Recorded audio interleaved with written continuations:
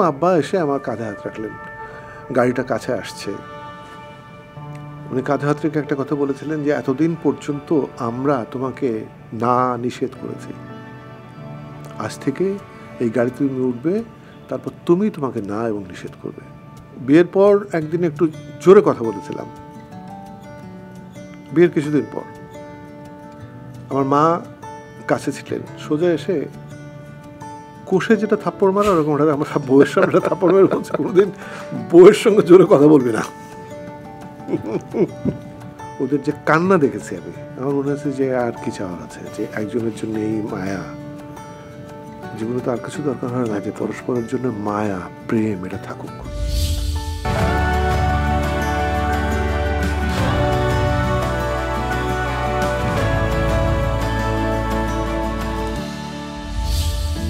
তিনি ২১শে পদকে ভূষিত একজন কিংবদন্তি শিল্পী, অভিনয় শিল্পী, চিত্রশিল্পী, পরিচালক, প্রযোজক, চিত্রনাট্যকার, উপস্থাপক। প্রতিটি পরিচয় তিনি উজ্জ্বল, স্বতন্ত্র। এই তো কিছুদিন আগে তাণ্ডব সিনেমায় তার অভিনয় দেখে আমরা সবাই মুগ্ধ হয়েছে, অথচ তাকে নিয়ে কেন যেন খুব একটা হইচই হলো না। হবে কি করে? সিনেমা মুক্তির আগে বা পরে তার জায়গা হলো প্রচারের আলো থেকে অনেক দূরে। পোস্টার বা সব ধরনের প্রমোশনালে তাকে রাখা হলো গৌণ করে, কোথাও হয়তো আবার রাখাই হলো না। অথচ তিনি আফজাল হোসেন, দা আফজাল হোসেন। আফসোস, আমরা তার মতো গুণীর কদরই করতে পারলাম না। অবশ্যই অনুতাপ শুধু আমার নয়, প্রিয় অভিনেতা জাহিদ হাসানও আমাদের এই পডকাস্ট শোতে বলেছিলেন, প্রশ্ন তুলে গেছেন, আমরা কি আমাদের সিনিয়রদের যোগ্য সম্মান দিতে পারছি? ডিয়ার ভিউয়ার্স অ্যান্ড লিসেনার্স, আজকের পর্বে আমি সেই উত্তরটি অনুসন্ধানের চেষ্টা করব। Welcome back to year favourite podcast behind the fame with RRK। Maasranga television এবং রেডিও দিনরাত 93.6 FM প্রচারিত হচ্ছে আপনাদের প্রিয় এই পডকাস্ট শো। আর আজ আমার গেস্ট পরম শ্রদ্ধেয় আফজাল হোসেন। আসসালামু আলাইকুম আফজাল ভাই, কেমন আছেন? অনেক ভালো, ভালো লাগছে যে এরকম একটা অনুষ্ঠানে আসতে পেরেছি। আমি অনুষ্ঠান দেখেছি একটা, যেটা মেহজাবিনের সঙ্গে হয়েছিল, সেটা আমার খুব ভালো লেগেছে। আমি প্রথমে একটু প্রশংসা করিনি, খুবই ভালো লেগেছে। এই কারণে ভালো লেগেছে যে এই ধরনের অনুষ্ঠান দেখবার একটা তৃষ্ণা আমার ছিল, যে কেউ করুক একটা আধুনিক দৃষ্টিভঙ্গি নিয়ে, মানুষের সঙ্গে এমন কিছু বিষয় নিয়ে কথা বলুক যেটা সবাই দেখে একটু আলাদা স্বাদ পায়। আপনি হচ্ছেন অনেক শিল্পীর আবিষ্কারক। আমি যে আজকের এইখানে বসে আছি তার পেছনে আপনার অবদান আছে। আমি যদি দর্শকদের একটু বলি যে 2007 সালে যখন মেরিল প্রথম আলো পুরস্কার অনুষ্ঠান আপনি উপস্থাপনা করেছিলেন, এবং সেবার প্রথম পারফরমেন্স ছিল একজন শিল্পীর যার একটু দেরিতে আসার বদনাম আছে। তো আপনি তখন আমাদের শ্রদ্ধেয় কবির বকুল ভাইকে বললেন যে আচ্ছা, এখানে একটা গ্যাপ আছে, যদি দেরি হয় তখন কি হবে, অডিয়েন্সকে বসে থাকবে? তখন আপনি একটা পরিকল্পনা করলেন যে অস্কার কিংবা দেশের বাইরে রেড কার্পেট হয়, বাংলাদেশে কখনো হয় না। তো আপনি এবং পরবর্তীতে আমাদের ব্যবস্থাপনা পরিচালক স্যার অঞ্জন চৌধুরী স্যার, আপনারা মিলে পরিকল্পনা করলেন এবং আমাকে বাসায় পাঠিয়ে দিলেন। আমি বাসায় স্যুট পরে এখানে চলে এলাম এবং আমার হাতে একটা মাইক ধরিয়ে দিলেন, আমি হয়ে গেলাম উপস্থাপক এবং আজ আমি এখানে। এবং আমি যখন আমার সর্বশেষ ছবি যখন জাতীয় চলচ্চিত্র পুরস্কার পেল, তখন সবার আগে ফোনটা কিন্তু আপনি দিয়েছিলেন অভিনন্দন জানাবার জন্য। এবং আমার যখন পডকাস্ট হলো, আপনি মেহজাবিনের পর্বটি দেখে আমাকে ফোন করে বলেছিলেন যে নষ্টদের দখলে সব কিছু চলে যাচ্ছে, থ্যাংক ইউ এই ধরনের শো করবার জন্য। I am feeling so honoured. আমি তো মনে করি যে একটা দেশে প্রশংসা করার মতো কোনো ঘটনা যদি ঘটে, তাহলে যে কোনো মানুষের জন্যে যে বহুদিন একটি ক্ষেত্রে কাজ করে, আমি যে ক্ষেত্রটায় কাজ করি, সেখানে যদি উজ্জীবিত হওয়ার মতো কোনো কাজ হয়, সেটি রুম্মান করছে বা কালকের একটা ছেলে করছে, সেটা কিন্তু খুব গুরুত্বপূর্ণ বিষয় না। গুরুত্বপূর্ণ বিষয় হচ্ছে যে সেটা উপলব্ধি করা যে বেঁচে আছি, আশা আছে। সে কারণেই যেমন যে প্রসঙ্গে কথা বলা হলো প্রথমে, যে উপস্থাপনা করার কথা, মনে হয় কি যে আচ্ছা, আমি একটা ছেলেকে দেখেছি এবং মনে হয়েছে আজ উপস্থাপনা করুক, সেটা কখনোই হতে পারে না। মানুষের ভেতরে একটা স্পার্ক থাকে, সেটা কিন্তু দেখা যায়। এবং যখন সেটা দেখা যায় তখন কিন্তু আত্মবিশ্বাসের সঙ্গে বলা যায় যে এই কাজটা করা যেতে পারে। আমার মনে হয় সেই স্পার্কটা আপনি তার কিছুদিন আগে হয়তো কিছুটা হলে আবিষ্কার করেছিলেন, কারণ আমরা রিহার্সাল কিংবা মিটিং করতে গিয়েছিলাম এবং সেই সময় আমি আফজাল হোসেনের সাথে প্রথম দেখা করছি, তখন আপনি আমাকে বলেছিলেন, আপনার অবশ্যই মনে নেই, আপনি বলেছিলেন রোমান আমি তোমার লেখা নিয়মিত পড়ি এবং আমার লেখার বিভিন্ন ওই লেখার ওই লাইনটি ধরে আপনি কথা বলছিলেন এবং তখন আমি ভাবছিলাম যে আপনি কত বড় মনের মানুষ এবং কত বড় শিল্পী। না, তা ঠিক বড় কিন্তু আমার মনে হয় না। আমি পড়ি, দেখি, শুনি এবং আমি বললাম যে আমি উজ্জীবিত থাকার চেষ্টা করি যে হচ্ছে কিছু। আমি আমার গোত্র নিয়ে সন্তুষ্ট থাকলাম, সেটা খুব গুরুত্বপূর্ণ বিষয় না। আমার পরে কে কী করছে, কারা কী করছে, নতুন প্রজন্মের বিশেষ ভূমিকা কী, সেগুলো যদি আমি না দেখতে পারি, না বুঝি, তাহলে তো আমি মৃত। এবং আজকের অনুষ্ঠানের শুরুর আগে আপনি আমাদের স্কোয়ার গ্রুপের যে আমাদের মাছরাঙা টেলিভিশনের ব্যবস্থাপনা পরিচালক স্যার রঞ্জন চৌধুরী স্যারের একদম শুরুর দিককার কথা বলছিলেন এবং আপনার সাথে সম্পৃক্ততার সেই সময়কার কথা বলছিলেন। একটু আমরা দর্শকদের সাথে সম্পৃক্ততা মানে কি, ওটা বলছিলাম হচ্ছে কি যে মানুষের জীবন তো একটা দীর্ঘ যাত্রা এবং এই যে পথ, সেই পথের কিন্তু নানান বাঁক রয়েছে। সেই বাঁকে বাঁকে কেউ না কেউ দাঁড়িয়ে থাকে আরেকটুখানি পথ এগিয়ে দেওয়ার জন্যে। তো আমার কাছে মনে হয়েছে যে উনি সেই ব্যক্তি ছিলেন। এই অর্থে ওনাকে মনে হয়েছে, ওনার সঙ্গে পরিচয় হয়েছে কিন্তু তখন বাইরে থেকে পড়াশোনা শেষ করে এসে পৈতৃক ব্যবসার হাল ধরেছেন এবং সেটা বিজ্ঞাপন। আর এই প্রতিষ্ঠানের একটা বিজ্ঞাপন করবার জন্য আমি গত 2 বছর ধরে একটা স্ক্রিপ্ট নিয়ে আমাদের আলোচনা চলছিল, কিন্তু যে কোনো কারণে সেটা হচ্ছিল না। ওনার সঙ্গে প্রথম পরিচয় উনি জানতে চাইলেন কেন হয়নি এটা। তারপর উনি বোঝার চেষ্টা করলেন এই ক্ষেত্রটায় কিন্তু উনি নতুন। উনি একটুখানি বুঝলেন যে তখন মেরিলও প্রথম গ্রো করছে, এটা বোধহয় 91-92 সালের কথা। তখন উনি একটু বুঝলেন যে যেটা সমস্যা হচ্ছে বাজেট নিয়ে। একটা সমাধান তিনি বার করলেন যে আমরা 3টে ছবি একসাথে করতে পারি কিনা, 3টে টিভিতে বিজ্ঞাপন। এবং তখন কিন্তু আমাদের জন্য একটা স্বপ্নের ব্যাপার যে কোনো একজন ক্লায়েন্ট বলছেন যে 3টি ছবি একসঙ্গে বানাতে হবে। এটা একটা বড় সাহস জোগাড়ের মতো ঘটনা। এবং যখন তারপর এই 3টি ছবি নিয়ে তার সঙ্গে বসা হলো, একটা ছবি জুড়ে দিলেন তিনি কর্পোরেট ফিল্ম। আচ্ছা, মেরিল নিয়ে উনি বললেন যে মেরিল আমাদের স্কয়ার খুব একটা এস্টাবলিশড ব্র্যান্ড, কিন্তু মেরিল প্রথম শুরু হচ্ছে। এই দুটোর সম্পর্কটা তৈরি করতে পারলে ওষুধের প্রতি মানুষের আস্থা থাকে, সুতরাং প্রসাধনের জন্য অটোমেটিক ওই আস্থাটার একটা অংশ যুক্ত হতে পারে। সেই জন্য আমি একটা কর্পোরেট ছবি বানাতে চাই। পড়াশোনা করে এসছেন বাইরে থেকে, কিন্তু আলাপ আলোচনার পর একদিন তিনি বললেন আমার মাথায় একটা কথা এসছে যেটা আমরা স্লোগান হিসেবে ব্যবহার করতে পারি কিনা। আমি শুনে অবাক হলাম। উনি বললেন জীবন বাঁচাতে এবং জীবন সাজাতে, এটাই তার আইডিয়া। আমার মনে হলো যে একটা মানুষ বাইরে থেকে পড়াশোনা করে এসেছে, পৃথিবীকে খুব ভালো জানে, কিন্তু দেশ এবং মানুষকে এত সহজে কিভাবে বুঝতে পারলেন। এবং সেই যে কাজটা করেছিলাম,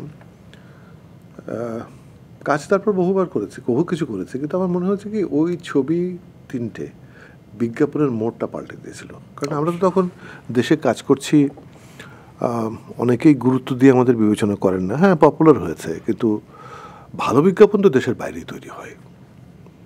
তো এই বিজ্ঞাপনগুলো আমাদেরকে ওই ফুটবলটা দিয়েছিল এবং আপনি অনেকের জন্য দৃষ্টান্ত হয়ে থেকেছেন। অবশ্যই। এবং দেশের বাইরে থাকলেও স্যার কিন্তু বীর মুক্তিযোদ্ধা, হয়তো সেই কারণে সবসময় দেশের প্রতি প্রেম লালন করেছেন। মুক্তিযোদ্ধা, আধুনিকতা আছে এবং দূরদর্শিতা রয়েছে অবশ্যই। এবং এমন নয় যে ক্লায়েন্ট, সুতরাং আমি বলছি এটা হবে, ঠিক বিষয়টা এরকম না। একজন মানুষকে শোনা, এটাও কিন্তু অনেক বড় ব্যাপার।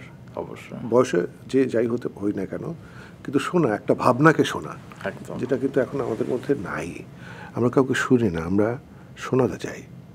আফজাল ভাই, আজকের পর্ব যেখানে শুরু হয়েছিল তাণ্ডব নিয়ে আমি দর্শকদের একটু জানাচ্ছিলাম এবং আমার আফসোসের কথা এবং অনেকের আফসোসের কথা, আমাদের জাহিদ হাসান ভাইও এই আসনে বসে আফসোস করে গেছেন যে আমরা দেখেছি যে তাণ্ডবে আপনি আছেন, খুবই খুশি হয়েছে যে আফজাল হোসেন এরকম একটা মেইন স্ট্রিম ছবিতে আছে যেখানে মেগাস্টার শাকিব খান আছে, কিন্তু পোস্টারের হয়তো এক কোনায় আপনি ছিলেন কিংবা কখনো হয়তো ছিলেনও না।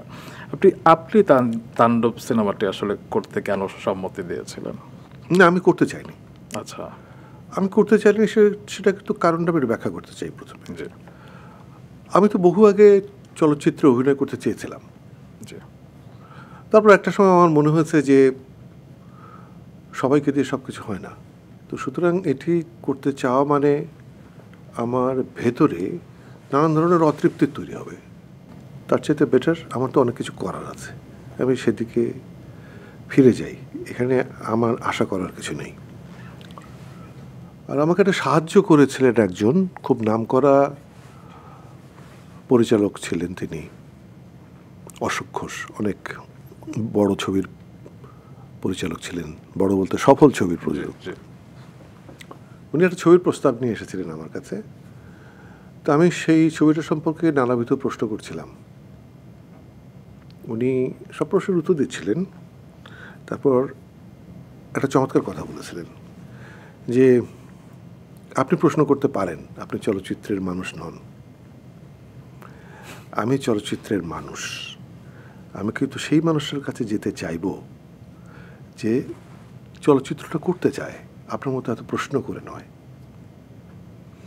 আপনি যদি প্রশ্ন করেন তাহলে ভবিষ্যতে আমি বা আমার মতো কেউ আপনার কাছে কোনো চলচ্চিত্রের প্রস্তাব নিয়ে আসবো না, কারণ আমি ধরে নেব যে আপনি চলচ্চিত্রের জন্য প্রস্তুত নন। আপনি করতে চাইলে অন্ধের মতো করতে হবে, আর না করতে চাইলে আপনার পছন্দ করবেন না। ওই দিন আমার মনে হয়েছিল যে আমার পছন্দ আমি করবো না। কোন চলচ্চিত্রটি? সেটা না বলি। সেটা খুব জনপ্রিয় হয়েছিল ছবিটা। আপনার আরেকটি ছবি ডাক দিয়ে যায় তো রিলিজ হয়নি? ওটা রিলিজ হয়নি, ওটা আমার প্রথম ছবি ছিল। ছবিটা 60 ভাগের মতো শুটিং হয়েছিল, মুক্তিযুদ্ধের উপরে ছবি। খুব বিখ্যাত একজন চিত্রনাট্যকার, এখনও অনেকেই তার নাম জানবেন না, উদয়ন চৌধুরী। জি জি। ওনার চলচ্চিত্র পরিচালনা ছিল, এটা দ্বিতীয় প্রথম ছবি ছিল। জি। ছবিটা আমার মনে হয় যে বোধ হয় টাকা পয়সার জন্য আর শেষ হয়নি। আচ্ছা, তো আমরা একটু তাণ্ডবের প্রসঙ্গে ফিরে আসি, যে আপনি ছবিটি করতে চাননি কেন? আমি করতে চাই নাই, খুব সহজ। আমি তো অনেক আগে ধরে নিয়েছি যে চলচ্চিত্র, আমি বাণিজ্যিক ছবিতে নিয়মিত অভিনয় করব না। জি। আমি তো নিশ্চিত আমি অভিনয় করতে চাই না, এটা আমার রুজি রোজগারের বিষয় নয়, তাহলে আমি কেন করব? মানুষ তো করে হচ্ছে কি যে একটা, ঠিক আছে আমার এই ক্ষেত্রটায় আমি কাজ করতে চাই, সেজন্য আমার তো করার ইচ্ছা নেই, কারণ আমি জানি যে অনেক আগে এই মাধ্যমটা আমি ছেড়ে এসেছি। কী জন্য ছেড়ে এসেছি আমি তাও জানি, কিন্তু তার মানে এই নয় কিন্তু যে তাণ্ডবের আগে আমি ছবি করিনি। আমি 2-3টে ছবি শেষ করেছি। সেই ছবিগুলো একজনকে যেমন বলেছি যে আপনাদের এই সিনেমাটায় অভিনয় করছি আমি, ছবিটা সিনেমা হলে চলবে না বলে। তার একটু অবাক হয়েছে যে মানে কি, এমনকি যে আপনারা একটা ছবির স্বপ্ন দেখেছেন, ছবিটা চলবে কি চলবে না সেই স্বপ্নটা দেখেননি। আমি ওই স্বপ্নের সঙ্গে থাকতে চাই যে আপনারা একটা ছবি বানাতে চান। তো আমি তো বাণিজ্যিক ছবিতে অভিনয় করব না, আমি জানি।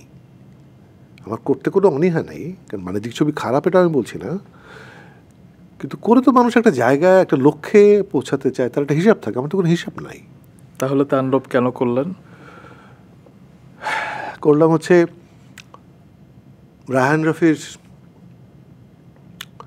মানে তার চাই যে আমি যেন অভিনয় করি। আচ্ছা, তো চাই অবশ্যই। আর আমার বন্ধু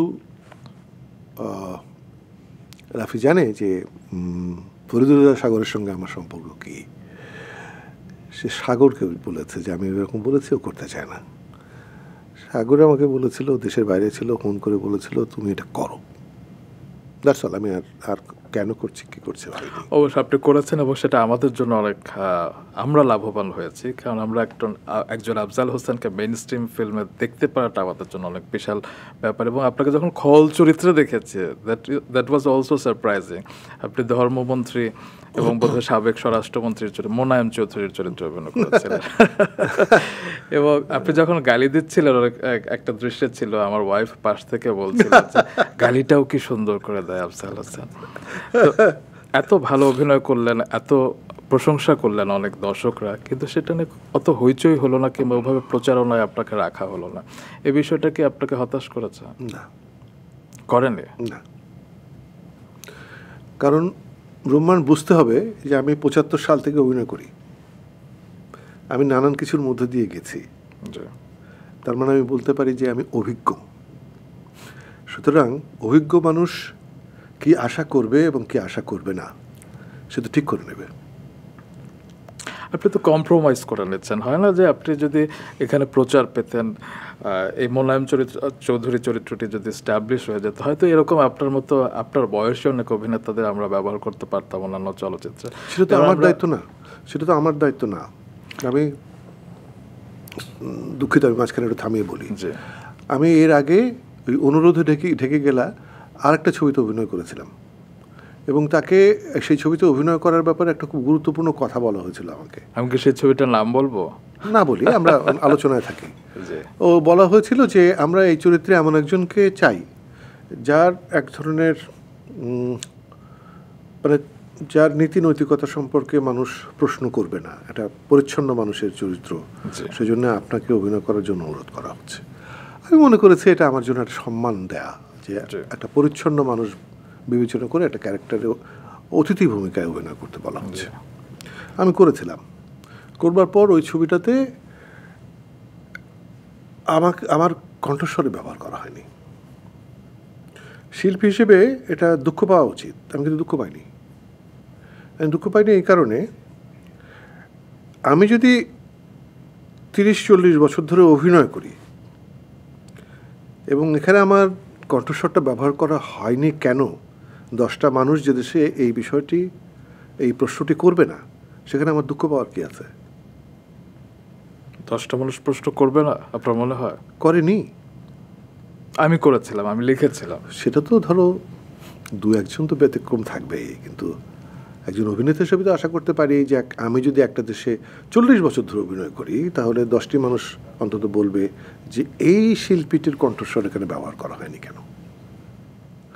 আমাকে যখন বলা হয়েছে যে আপনি এটা নিয়ে কথা বলেন, আমি কেন কথা বলবো, কেন কথা বলতে হবে, আমার কথা আমাকে কেন বলতে হবে? সত্যি তাই।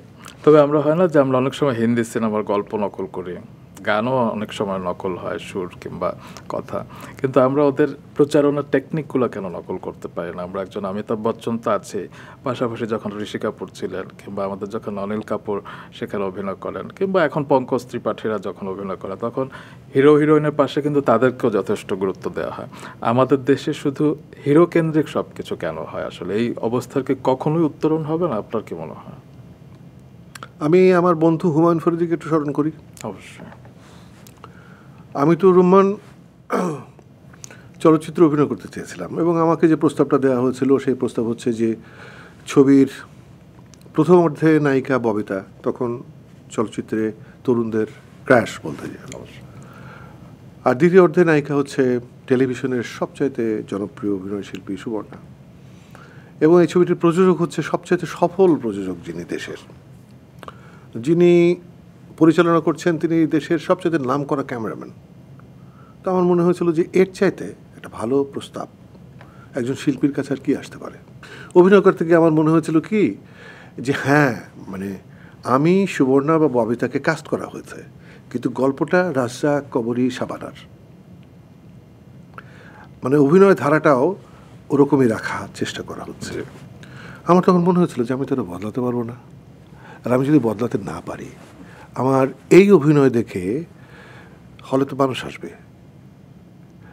আমি যদি একটা সংলাপ বলি, আমি একজন ব্যর্থ প্রেমিক, জীবনের সুখ শান্তি আমি হারিয়ে ফেলেছি, এটা তো একজন সিনেমার অভিনেতা যখন বলবেন তখন এফেক্টিভ হবে।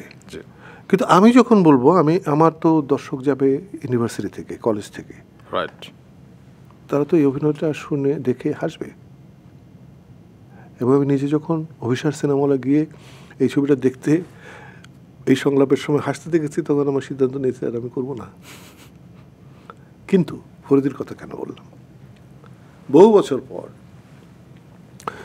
ফরিদি সিদ্ধান্ত নিল দেশে সিনেমা করবে। আমাদের পারস্পরিক বন্ধুত্ব ফরিদি শুভর নামে এমনই যে এর কঠিন সিদ্ধান্ত নেওয়ার কালে ওদের দুজনের মনে হয়েছে যে আমি কি বলি, এবং আমরা এটা নিয়ে একটা দীর্ঘ আড্ডায় বসেছিলাম, এক বিকেল থেকে তারপর দিন সকাল পর্যন্ত টানা। এটা একটা কঠিন বিষয় ছিল এই যে আমি তো চলে এসেছি, ফরিদি জানতে চায় আমি কেন চলে এসেছি, ফরিদি জানাতে চায় সে কেন যেতে চায়। আর সুবর্ণা কিন্তু করতে চেয়েছে এবং মনে হচ্ছে করবে না। সুবর্ণা কিন্তু কয়েকটা ছবি করেছে, তারপরও সিদ্ধান্ত নিয়েছে করবে না। তো আমাদের দীর্ঘ আলাপে আমি এটা বোঝাতে চাই নাই যে করতে যাওয়াটা দোষের হচ্ছে। আমার মনে হচ্ছে ওর যদি স্বপ্ন এবং আশা থাকে সেটা তো একটা ভিত্তি আছে, সেটাকে শুনতে হবে এবং মানতে হবে। এবং ও যে স্বপ্নটার কথা বলছিল, সে অন্য দেশের উদাহরণ দিয়ে বলছিল যে একজন শিল্পীর ক্ষমতার উপর নির্ভর করে চলচ্চিত্র বদলে যায়, ধরন বদলে যায়, নির্মাণ বদলে যায়, গল্প বদলে যায়। তো আমি তো আশা করতে পারি, আমি একজন অভিনেতা হিসেবে আশা করতে পারি যে আমি যদি অভিনয় করতে যাই তাহলে সেই বদলটা আসবে। আমি বলতে পারিনি যে আসবে না। আমার মনে হয়েছিল যে ওর স্বপ্নটা থাকুক, দেখা যাক যদি আসে।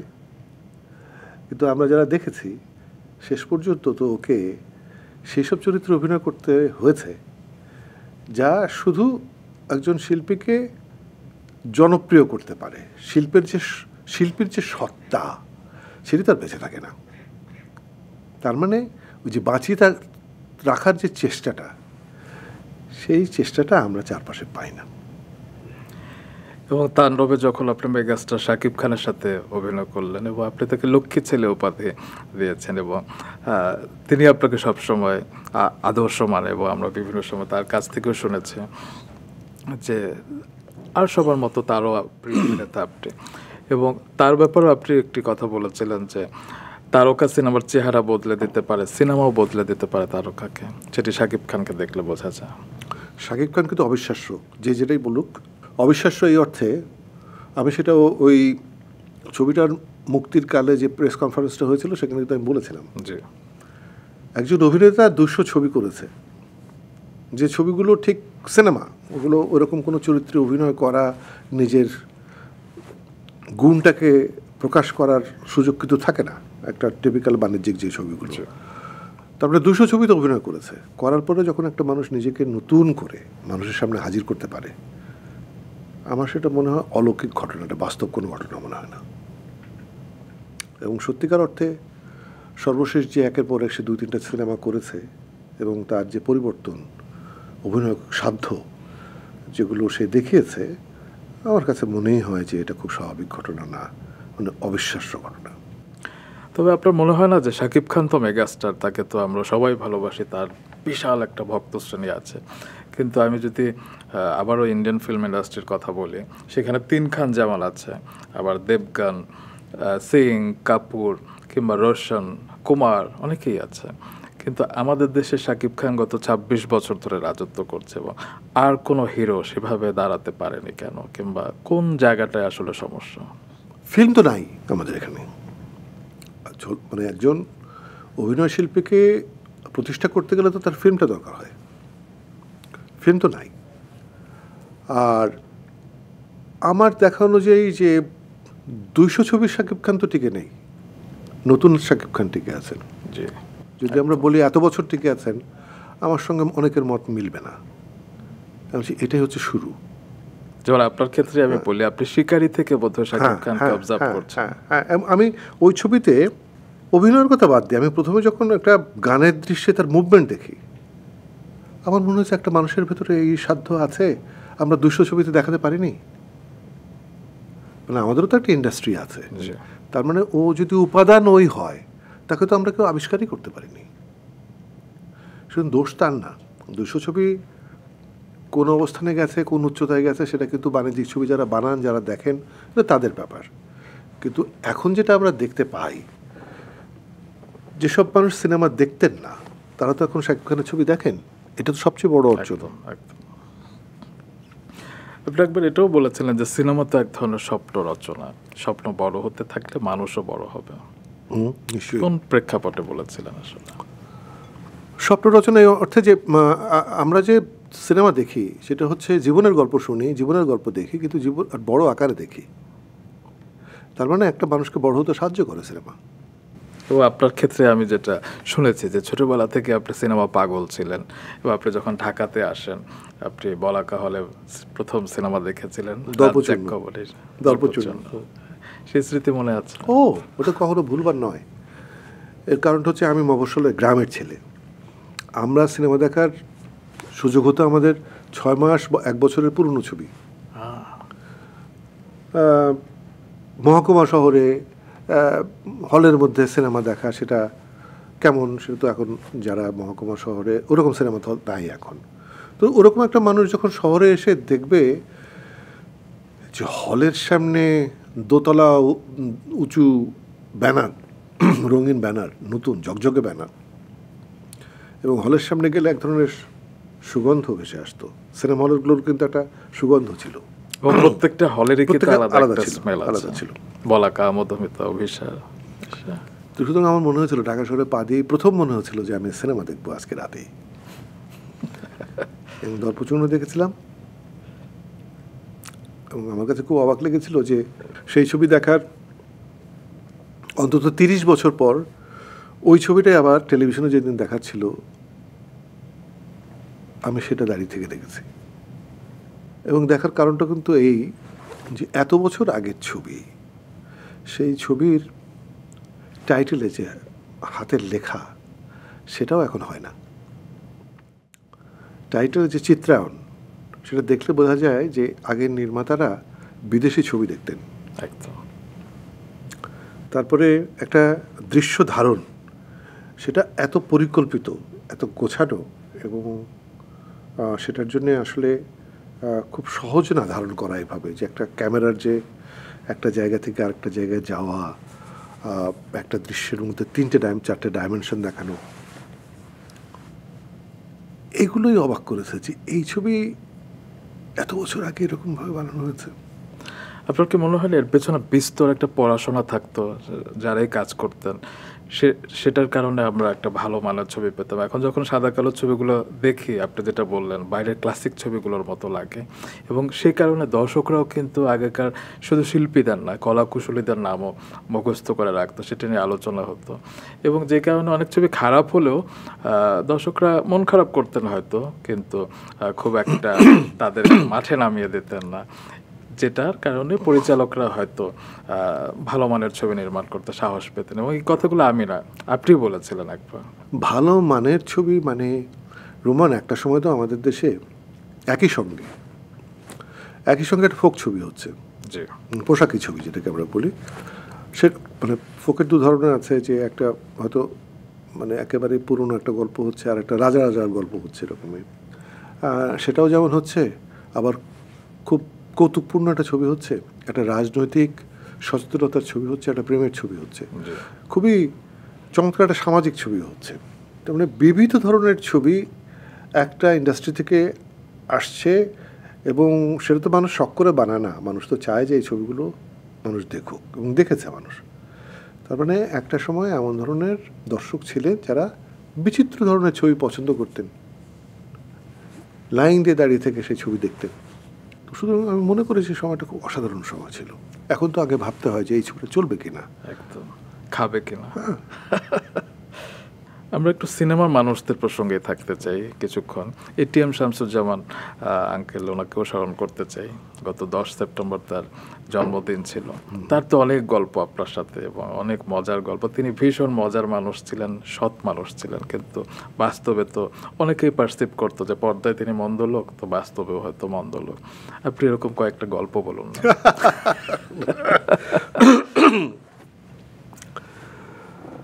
কয়েকটা আমি একটা গল্প বলি। একবার আমি আমার মাকে নিয়ে হজে গিয়েছিলাম। তো ওই কাবা শরীফের সামনে আমাকে দেখে আমি দেখছি যে কিছু মানুষ একটু কৌতূহলী যে আমি কি না। তারপর যখন নিশ্চিত হলেন যে আমি, তখন দৌড়ে এসে আমাকে জাপটে ধরলেন। আপনি আপনি তো সেটা যে মানুষটি এসে জাপটে ধরলেন, যে তিনজন মানুষ ছিলেন, তাদের খুশি হওয়ার কথা কিন্তু একটাই কারণে, তিনি বিবেচনা করে নিয়েছেন যে আমি অভিনেতা মানে খুব খারাপ মানুষ, আমি হজে এসেছি মানে আমার ভালো হওয়ার ইচ্ছা জেগেছে মনে। এই ভাবনাটা যে ভুল সেটা কিন্তু বিবেচনা করা হয় নাই। এটা আমাকে খুব মনোকষ্ট দিয়েছিল যে আপনি কেন ভাববেন যে আমি খারাপ ভালো হতে এসেছি। কেন একটা মানুষ ভাবতে পারে না যে ভালো তো মানুষের মধ্যে থাকেই, খারাপ ভাববো কেন? আমার খুব মন খারাপ ছিল। এবং সেদিনই কাবা শরীফের বাইরে বিটিএম শামসুজ্জামানের সঙ্গে দেখা। উনি আমাকে মানে সিনেমায় একবার হিরো হলো, কিন্তু তাকে ডাকে হচ্ছে হিরো বলে। কি হিরো? মন খারাপ কেন? তুমি তাকে দেখি উনি দাঁড়ানো হাসতেছেন, খুব রসিক মানুষ ছিলেন। আমার মন খারাপ হচ্ছে এই কারণে। শোনেন, একটু আগে আমাকে একজন জিজ্ঞেস করেছে আপনি এখানে কি করেন। উনি যে প্রশ্ন করলেন কাবা শরীফের বাইরে আমি এখানে কি করতে পারি, উনিও ধরে নিয়েছেন আমি মন্দ লোক, কাবা শরীফে আমি এখানে বাইরে দাঁড়িয়ে কি করি। তাই আমি বললাম কিছু করি না, চুরি করতে আইছি, একটু পরে করুম। উনি হালকাভাবে নিয়েছেন, কিন্তু কিন্তু গভীরতা আছে একটা মানুষকে যে আমরা সম্মান করতে জানি না এবং মনে করি যে আমি ভালো, এটা বোধহয় ঠিক না। আমি ভালো হতে পারি তখনই যখন আমি আরেকজন মানুষকে ভালো ভাবতে পারি। অবশ্যই। এবং সেটা তখনও ছিল, আমার মনে হয় এখনও আছে। আমরা শিল্পীদের জীবন আচরণ, আদর্শ, বিশ্বাস, সেগুলোর কথা অনেক সময় হয়তো ভুলে যাই। আমরা অনেক সময় পারসিভ করেই নিই যে আসলে এই এমন, শিল্পীরা খারাপ হয়, শিল্পীরা ভালো হয় না। এবং বলে মিডিয়ার ছেলে, মিডিয়ার মেয়ে, এরকম একটা টার্ম দেওয়া হয় আর কি। আমি বললাম দুঃখের কথা, কিন্তু আমি কিন্তু একটু আগে বলেছি আমি অনেক বিষয়ে দুঃখ পাই না। কারণ আমি যখন আমার বয়স কম ছিল তখন হয়তো অনেক কিছু দুঃখ দিয়েছে আমাকে। সৈয়দ শামসুল হক একটা কথা বলেছিলেন ওরকম একটা সময়, যে সময়টায় আমি খুব দুঃখ পাচ্ছিলাম মানুষের আচরণে। তো ওই তার সঙ্গে আমার ঘনিষ্ঠতা ছিল, তো তাকে বলেছিলাম যে আমি অভিনয়টা আর করবো না। তিনি বলছিলেন কেন? আমি বললাম, তিনি বললেন শোনো, দুঃখ কেন পাচ্ছ, তুমি এইভাবে বুঝে নাও যে আমরা আমাদের দেশে প্রশংসাটা করতে শিখিনি, বা প্রশংসাটার নিয়মটা আমরা অন্যভাবে পালন করি। তুমি যখন একটা কাজ করবে, সেই কাজ নিয়ে আমি যখন কথা বলবো না, তখন ধরে নেবে যে ওই কাজটি এমন কোনো বিশেষ কাজ হচ্ছে না।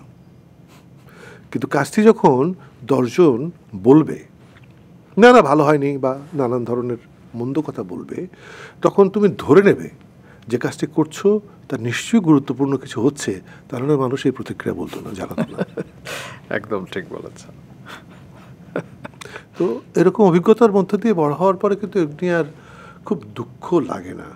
এবং এই ক্ষেত্রে যদি আমি বলি যে দোষে গুণে মিলিয়ে তো মানুষ, তো শিল্পীদের মধ্যে রক্ত মাংসে যেহেতু গড়া মানুষ, তাদের মধ্যে দোষ থাকবে, গুণ থাকবে।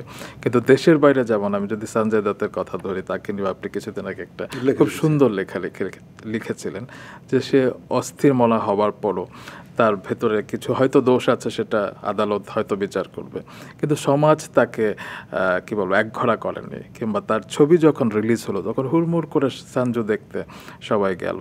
তো আমাদের এখানে কিন্তু বিষয়টি এখনো বিপরীত চিত্র।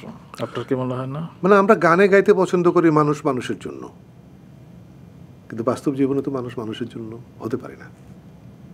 যেটা হতে পারতাম। আমি রোমান কয়েকদিন আগে ম্যাডোনার একটা সাক্ষাৎকার দেখছিলাম। জি। ম্যাডোনা মাইকেল জ্যাকসন সম্পর্কে বলছিলেন, অনেক কথাই বলছিলেন, কিন্তু একটা কথা আমি এখানে মেনশন করতে চাই। ম্যাডোনা বলছেন যে মাইকেল জ্যাকসনের মতো শিল্পী তো আর জন্মাবে না, কিন্তু যতদিন বেঁচে ছিলেন আমরা কেউ কি একজন শিল্পীর সঙ্গে যে আচরণ করতে করা উচিত তাকে কেউ করতে পেরেছি? তাকে আমরা একা করে ফেলেছিলাম। এটা মনে হলো এই কারণে যে আমরা তো বলি মানুষ মানুষের জন্য, আমরা যে আরেকজনের জন্য হয়ে উঠতে পারি না।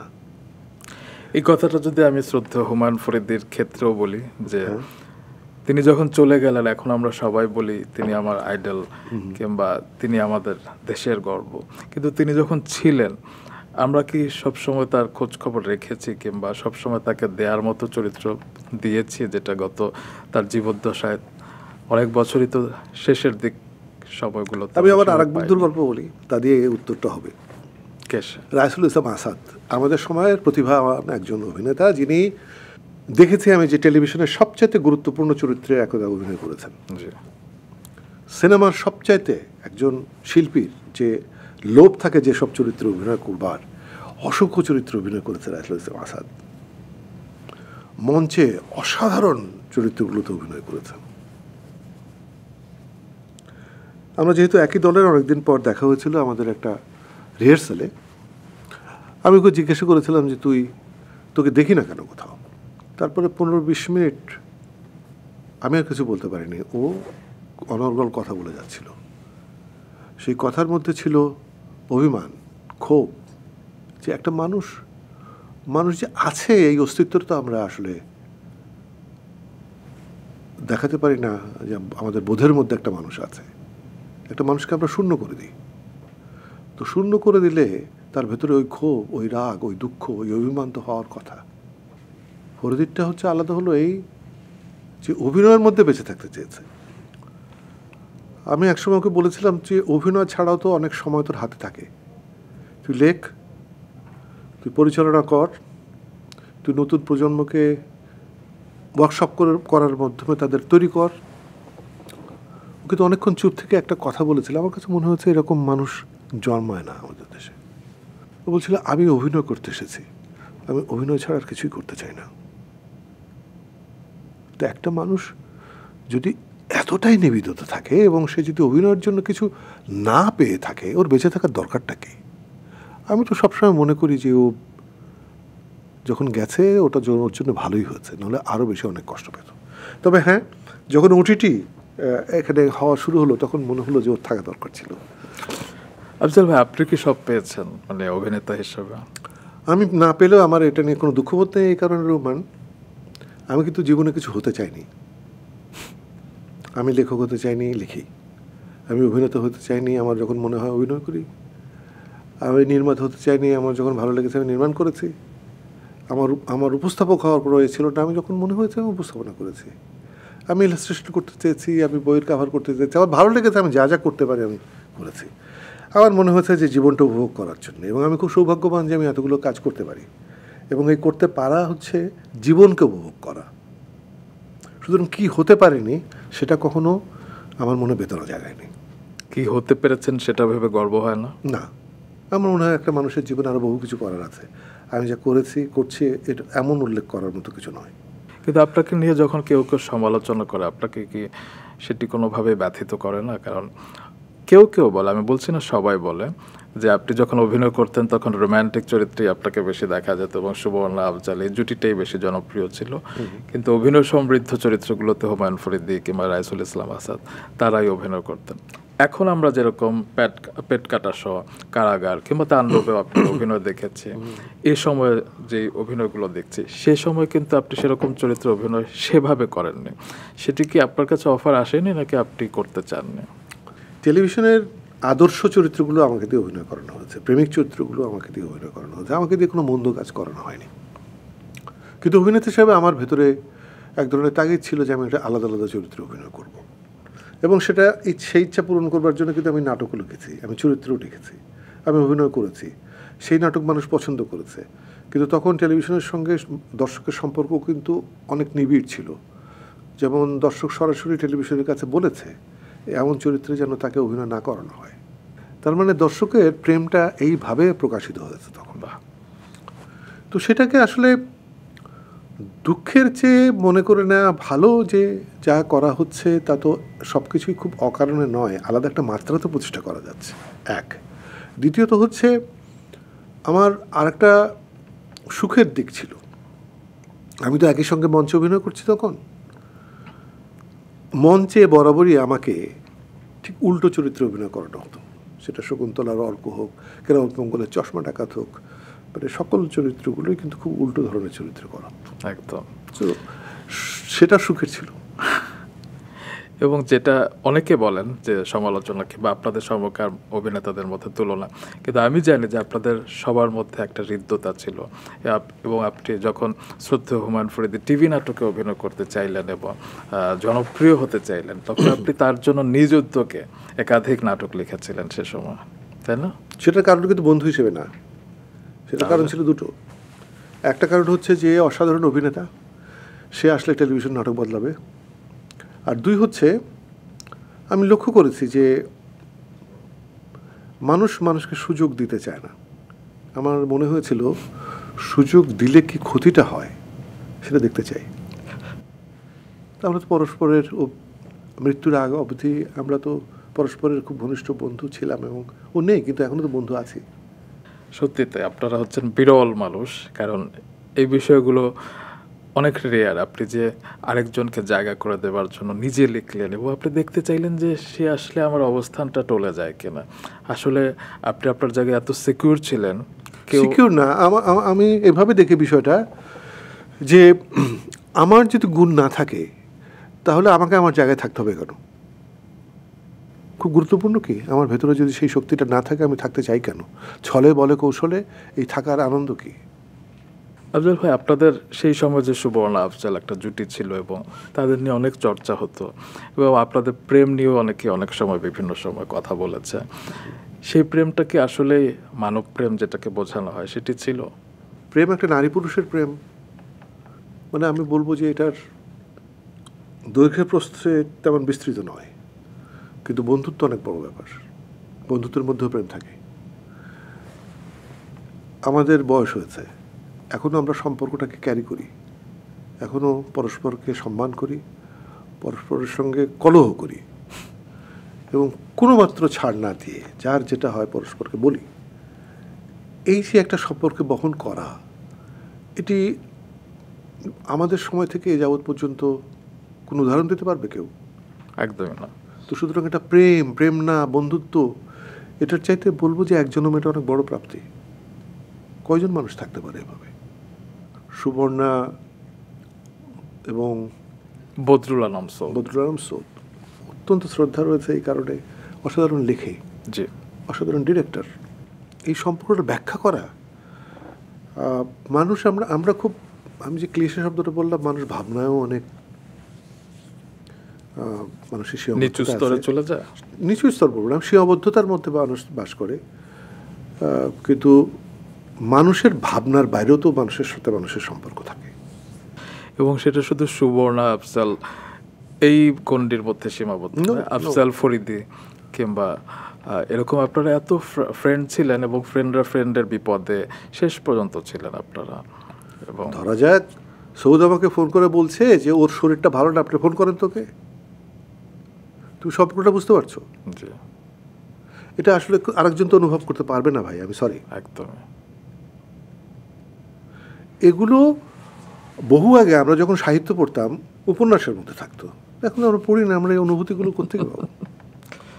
আমি যদি উপন্যাসের কথা ধরি, আমি সেই ছোটবেলায় আপনাকে একটু ফিরিয়ে নিয়ে যাই। একদিন গুলতি খুঁজতে বিকেলবেলা আপনি যখন মায়ের ঘরে গেলেন, মা লুকিয়ে রেখেছিল এবং গিয়ে দেখলেন মা কাঁদছেন। আপনি অস্ফুট স্বরে বলেছিলেন, আম্মা দেখছেন মা কাঁদছেন, রিক্তের বেদন পড়ছিল। হ্যাঁ হ্যাঁ হ্যাঁ হ্যাঁ, তখন তো আসলে পড়ার অভ্যাস ছিল মানুষের। আমাদের একদম পাড়াগা কিন্তু হারিকেনজলা গ্রাম, সেখানে লাইব্রেরি ছিল, এবং আম্মা আমাকে দিয়ে বই আনাতেন, বই পড়তেন। আমার তখন বয়স খুব কম, 7-8-এ পড়ি। তো ওই বিকেলবেলা সবাইকে, বিকেল হয়ে যেত, সবাইকে খাইয়ে টাইয়ে নিজে গোসল করে চুলটা ছেড়ে দিয়ে খাটের উপর বসে বই পড়তেন। তো উনি কাঁদছিলেন, তো খুব অদ্ভুত লেগেছিল যে একটা শূন্য ঘরে একলা একটা মানুষ কাঁদছে একা একা, হাতে বই।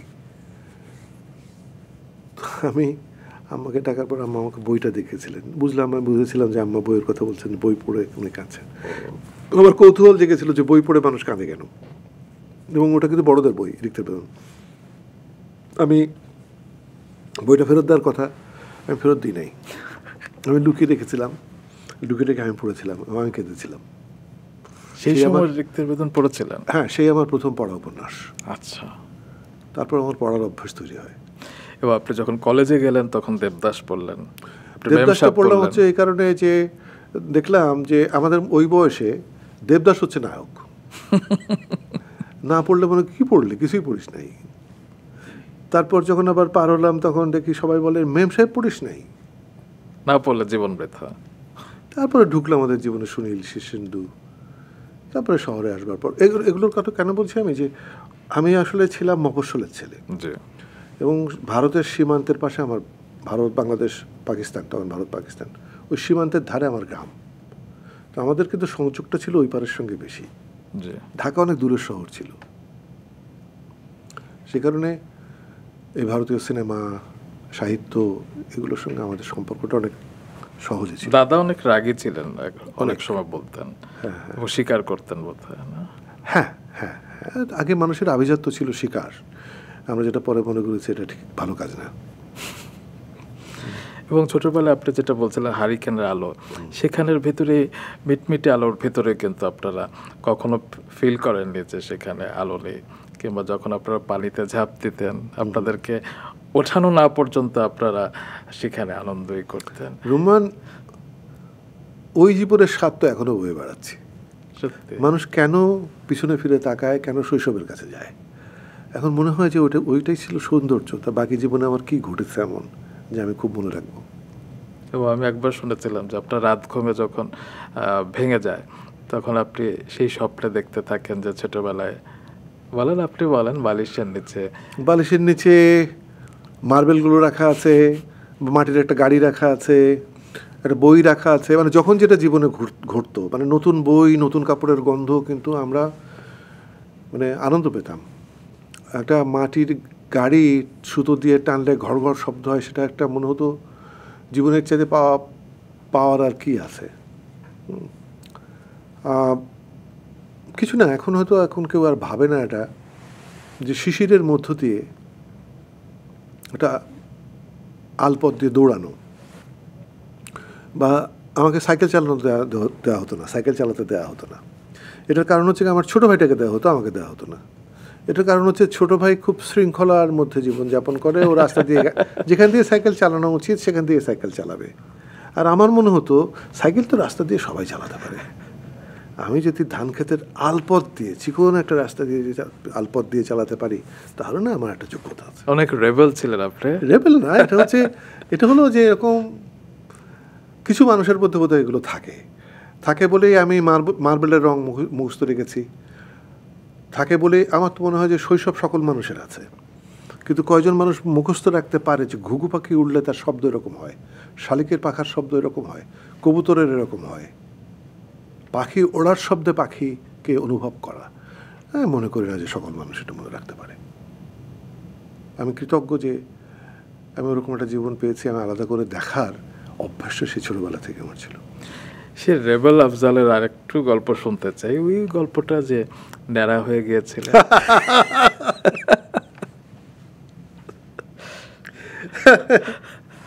এটা কিন্তু ছেলেবেলায় অনেক, আমি বাংলাদেশের অনেক মানুষের বোধ এরকম, এই গল্পের সঙ্গে অনেকেই বলবে যে হ্যাঁ আমরা করেছিলাম। না, এরকম খুব বেশি হয় না কিন্তু আফজাল ভাই। না, অনেক আমাদের সময় কিন্তু এই ধরনের দুষ্টুমি ছিল, এই ধরনের দুষ্টুমি ছিল। শুনি না আপনার মুখে। ওই যে আমাকে ন্যাড়া হতে হবে। কেন, হঠাৎ করে কেন? ও তখন একটা ব্যাপার ছিল যে ন্যাড়া হলে চুল ঘন হয়, হ্যাঁ, তো ন্যাড়া হতে হবে। এখন একা ন্যাড়া হয়ে ঘুরবো, এটা কেমন লাগে? তো যে বন্ধুবান্ধব যারা আছে 4-5 জন, তাদের বললাম চল একসাথে ন্যাড়া হলে একটা, মানে সবাই দেখবে আমাদের যে আমরা একসঙ্গে ঘোরাফেরা করছি, আমরা খুব ভালো বন্ধু। এবং সবাই কিন্তু হয়ে গেল, শুধু বন্ধু বোঝানোর জন্য কিন্তু সবাই ন্যাড়া হয়ে গেল। অনেক সময় হয় না ইউনিফর্ম পরে একই রকম, আপনারা হচ্ছে ন্যাড়া হয়ে একই রকম হলাম এক। এবং তারপরে আরও একটা দুষ্টুমি আছে, সেটা হচ্ছে ন্যাড়া হলাম, তারপরে তো আবার চুল উঠলো। স্কুলে একজন বন্ধু একদিন আমার চুল ধরে ধরে টানছে যে তোর এত ঘন চুল, আমার চুলগুলো কোকড়া। আমি বললাম হ্যাঁ আমারও তো চুল একসময় এরকম ছিল, আমি এটা সোজা করে ফেলেছি। বলে কীভাবে? তো আমি ন্যাড়া হয়ে গেছি। তো তাহলে ন্যাড়া তো আমিও হয়েছে, আমার চুল তো এরকম থাকে। তুই তো ন্যাড়া হয়েছিস, শুধু ন্যাড়া মানে ভ্রুও কেটে ফেলতে হবে, তাহলে নতুন করে আবার সব আলাদা হয়ে উঠবে। ও কেটে ফেললো। আমি কিন্তু এটা বলেছি, আমার কোনো কাণ্ডজ্ঞান নেই যে ভ্রু কেটে ফেললে কি হয়। ও তারপর দিন স্কুলে এসে আর তাকাতে পারছে না, কারণ আমরা কিন্তু তাকাতে পারি আমাদের ভ্রু আছে বলে। তারপর যেটা হয়, এই অসুবিধার কারণে স্যার দেখলেন, দেখে কিন্তু প্রশ্ন করেননি কেন কি ঘটেছে, গল্প কিন্তু ওরা বুঝে ফেললেন যে কি ঘটনাটা ঘটেছে। মানে আপনার কারণে মানে আপনি মার্কাওয়ালা ছিলেন। দুষ্টামি করতাম, অনেক অনেক ধরনের দুষ্টামি করতাম, মজা পেতাম। বাবার কাছে কি মার খেয়েছেন কখনো? খুব কম, দুবার, বেছে বেছে দুবার। কোন দুবার মনে আছে নিশ্চয়? একবার হচ্ছে কি যে উনি শহরে যাবেন, সেই সময় আমি পুকুরে গোসল করতে গেছি। শহর কিন্তু 11 কিলোমিটার দূরে। উনি ফেরত এসছেন শহর থেকে কাজটা সেরে, এসে বিশ্রাম করছেন। আম্মা রান্নাঘর থেকে বকবক করা, যেটা আর কি, যে এতক্ষণে গেল, সে আর ফেরে না, এটা না ওটা না।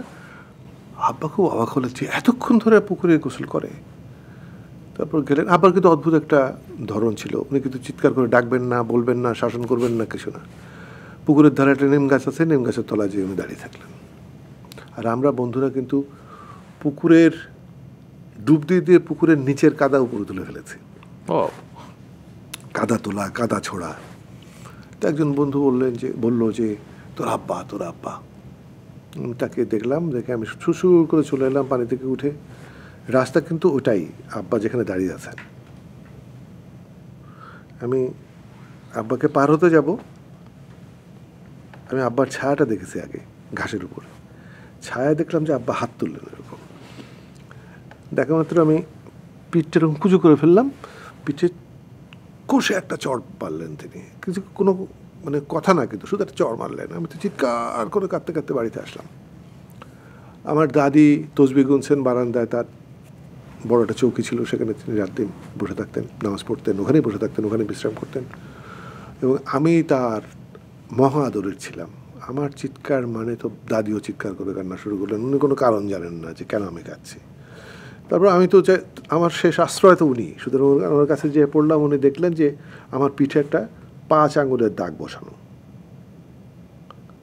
দাদি মহা চিৎকার যে এই বাড়ির তিনি আহার আর গ্রহণ করবেন না। এবং আমরা তারস্বরে দুজন কাঁদছি। বিকেলের দিকে আব্বা আমাকে ডাকলেন, ডেকে আমাকে সঙ্গে করে নিয়ে গেলেন দর্জির কাছে। দর্জির কাছে গিয়ে দর্জি আমার মাপ নিল জামার। আর তখনকার বিখ্যাত ক্যারোলিন কাপড়, জাপান থেকে আসা ক্যারোলিন কাপড়, সেই কাপড় আমাকে দিয়ে পছন্দ করালেন, যেটা এইটা শার্ট তোকে বানিয়ে দেওয়া হচ্ছে, দাদিকে যে বল যে তুই ভাত খেবে বা ভাত খেয়ে নেবে, তো দুজন ভাত খেয়ে নে। এই স্মৃতিগুলো এখন মনে পড়লে কেমন লাগে আফজাল ভাই? যে অসাধারণ বলে মনে আছে, একদম একদম ডিটেল বর্ণনা মনে আছে। অসাধারণ বলেই, মানে জীবনে এগুলো তো অনেক বড় বিষয়। মায়েরও তো অনেক স্মৃতি আছে, অসংখ্য লাখো কোটি। এবং খুব অবাক লাগে যে বাবা এবং মা একই দিনে তারা চলে গেছেন 17 জুলাই, একই তারিখ। হ্যাঁ, একই তারিখ, কিন্তু 28 বছরের ডিফারেন্স। তার মানে আপনি একটা লেখায় লিখেছিলেন যে হয়তো মা এই তারিখ দিন গুনছিলেন। মা সবসময় চাইতেন যে আপনারা সব ভাই বোন একসাথে থাকেন। এবং যখন বিদেশে গেলেন আপনার ভাইয়ের কাছে, তারপর আবার ফিরে এলেন, কারণ বিদেশ ভালো লাগছিল না। আসলে তো আমরা একটা পরিবারে বড় হয়েছি, যেখানে আমার দাদারা 3 ভাই ছিলেন। 3 ভাই একটা বাড়িতে থাকতেন। এই দাদারা যতদিন বেঁচে ছিলেন, আগে কিন্তু নিয়ম ছিল হচ্ছে যে বাড়ির বড়, মানে সে সব কিছু দেখবে, শুনবে, এবং সেই বলবে যে কি করতে হবে, কিভাবে চলতে হবে, সেভাবে জীবন চলেছে। তারপরে হচ্ছে আমার আব্বা এসেছেন। আব্বা হচ্ছে বড়জনের বড় ছেলে, বড় পুত্রের বড় ছেলে। সেই অর্থে আব্বা দায়িত্ব নেন। আব্বা এক মানুষ ছিলেন না। আব্বা অনেক বেশি মনে করতেন যে সবাই স্বাধীন হোক। কিন্তু স্বাধীনতা হলো কি, আমরা সবাই একটু একটু করে বিচ্ছিন্ন হলাম। একটা একান্নবর্তী পরিবার, আমরা খুবই ঘনিষ্ঠ ছিলাম পরস্পরের, কিন্তু একসময় দেখলাম যে আমরা সবাই আলাদা আলাদা হয়ে গেছি। ওই জন্য আম্মা চেয়েছিলেন যে ভাই বোন একসাথে থাকিস, তাহলে বাচ্চাগুলো একসাথে থাকবে। এবং সেটা কিন্তু লেগেসিটা আপনারা এখনো অলমোস্ট ধরে রেখেছেন, হয়তো দু একজন রোমান, এটাই দেশে- মনে হয় যে জীবনের বড় প্রাপ্তি। একদম আমি মনে করি এটা হচ্ছে সুখের উপমা, যে আমরা সপ্তাহে একদিন এক হই। কোন ভাইয়ের কোন বাচ্চা না, ওরা সব মানে আমাদের, ওরা একই রকম। আমার বোনের মেয়েটা বাইরে পড়তে গেল, ওদের যে কান্না দেখেছি আমি, আমার মনে হচ্ছে যে আর কি চাওয়ার আছে, যে একজনের জন্য এই মায়া, জীবনে তো আর কিছু দরকার হয় না, যে পরস্পরের জন্য মায়া প্রেম এটা থাকুক। আফজাল ভাই, জীবনে কি অনেক কিছু লাগে নাকি না। দু একটা জিনিস থাকলেই হয়? না, আমার তো লাগে না, আমার তো লাগে না। নির্লোভ থাকা কি খুব সহজ? নিশ্চয়ই জটিলতাবিহীন একটা জীবন পাওয়া যায়। আমরা একবার বিদেশে গিয়েছি, কয়েক বন্ধু, দেখলাম যে দুই বন্ধু প্রায়ই ঢাকায় যোগাযোগ করছে, ফোন করছে, ব্যবসার কাজের কথা বলছে। আমি হা হা করে হাসছি, যে অর্থ মানুষের দরকার, কিন্তু এই যে আমরা সুখের জন্য আসছি, এই সুখটাও আমরা উপভোগ করতে পারি না। একদম। আমার দায় নেই, সুতরাং আমার ওই পিছুটার নেই যে কোথায় কথা বলতে হবে, আমার কি আমি হারিয়ে ফেলছি। আমি তো বর্তমানে আপনি অনেক ভাগ্যবান, আপনি এমন একজন জীবন সঙ্গীকে পেয়েছেন আপনার জীবনে। আসলে দুজন দুজনকে কমপ্লিট করছেন। এবং একদম 1991 সালে আপনাদের বিয়ে হয়েছিল 9 আগস্ট। এবং এখনো যখন আপনাদের দেখে, আমি আপনাকে বলছিলাম যে আপনাদের দেখে না ভালো হতে ইচ্ছা জাগে। এবং তিনি এমন একজন, সব কিছুতে এত বেশি বিনয়, এত বেশি ভদ্র। তিনি যখন একটা পানি চান, আমি বলি যে আমার কাছে যদি পানি চায়, এখনো পর্যন্ত আমাদের কিন্তু 35-এর মতো 35 বছর, হ্যাঁ বিয়ের, এখনো পর্যন্ত এক গ্লাস পানি চাইলে কিন্তু প্লিজ বলবে, please, thank you, thank you বলবে। এবং সেভাবেই হয়তো আপনার সন্তানরাও সেই পথেই যাচ্ছে কিংবা গিয়েছে। হ্যাঁ, মানে সব কিছুকে, আমি সহ পরিবারের সব কিছুকে কিছু না বলে বদলে দিয়েছে ও। ওই যেমন একদিন ছেলে বলছিল না যে, বাবা আমরা কি দুপুরবেলা বাইরে থেকে কিছু কিনে আনতে পারি? হ্যাঁ, বলবে না যে কিনে এনে দাও, না, কিনে আনতে পারি কিনা।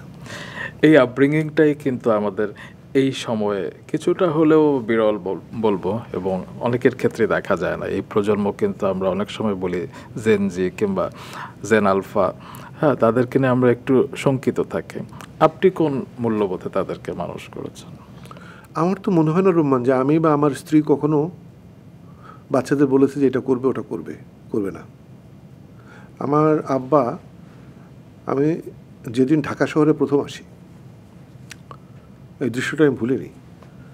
ভোরবেলা বাসে চড়ব বলে বাসা থেকে বেরিয়ে প্রধান সড়কে এসে ধুলোর রাস্তা এসে দাঁড়িয়ে আছি। একটা ডান দিকে একটা ব্রিজ, ওর ওপাশে গাড়ি হর্ন বাজালো, তার মানে আব্বা বুঝতে পারলেন যে গাড়িটা এসে গেছে, এখনই আমি গাড়িতে উঠবো। আমার আব্বার সঙ্গে একটা দূরত্ব ছিল। সেটা কি তিনি রাশভারী হবার কারণে? না, কারণ হলো কি, সংসার ছিল দাদা আর দাদির। আচ্ছা। আব্বা ওখানে সন্তানই ছিলেন। আব্বার সন্তানরা, আমরা দু ভাই, তখন দু ভাই, আমার বোনটা অনেক ছোটো।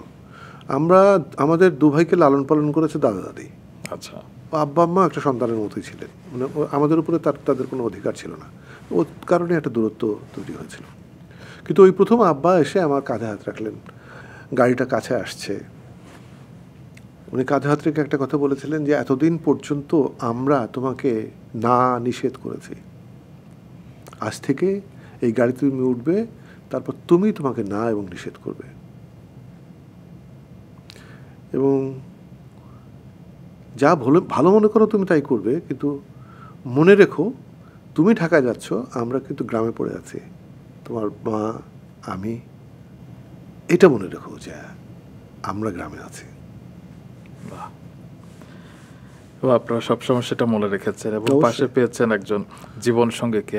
তার সাথে ঝগড়াও করেছেন জীবনে হয়তো খুব কম সময়, তার মধ্যে একটি ছিল গরুর মাংস নিয়ে।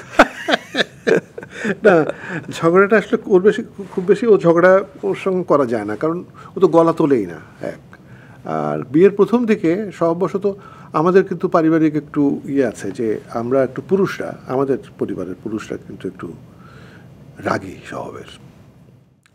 তো আপনি কি রাগী? আমি ছিলাম। ওকে। ছিলাম। তো বিয়ের পর একদিন একটু জোরে কথা বলেছিলাম। বিয়ের কিছুদিন পর আমার মা কাছে ছিলেন, সোজা এসে কোষে যেটা থাপ্পড় মারা ওরকম আমার বউয়ের সামনে থাপ্পড় মেরে বলছে, কোনোদিন বউয়ের সঙ্গে জোরে কথা বলবি না। তো আর কখনো বলা হয়নি। আর গরুর মাংস না, ওই যে শাশুড়ির কাছে একটু গরুর মাংস ওইটা ছিলেন। আমার শাশুড়ি কিন্তু শাশুড়ি ছিলেন না, উনিও মা ছিলেন, ছেলের মতোই আপনাকে। হ্যাঁ, আমাকে ছেলেই ভাবতেন। আর আমি আমার স্ত্রীকে যে বিয়ের প্রস্তাব দিয়েছিলাম সেটা কিন্তু সাহসটা পেয়েছিলাম আমি তার কাছ থেকে। আমি জানতাম, মনে মনে জানতাম উনি আমাকে পছন্দ করেন। তো সুতরাং উনি যখন আমাকে পছন্দ করেন, ওনার মেয়ে যদি আমাকে না করে সেটা আমার জন্য অসম্মানজনক হবে না। যাই হোক, উনি তো মা ছিলেনই, এবং ছিলেন বলেই এবং খুব অন্য ধরনের মানুষ ছিলেন।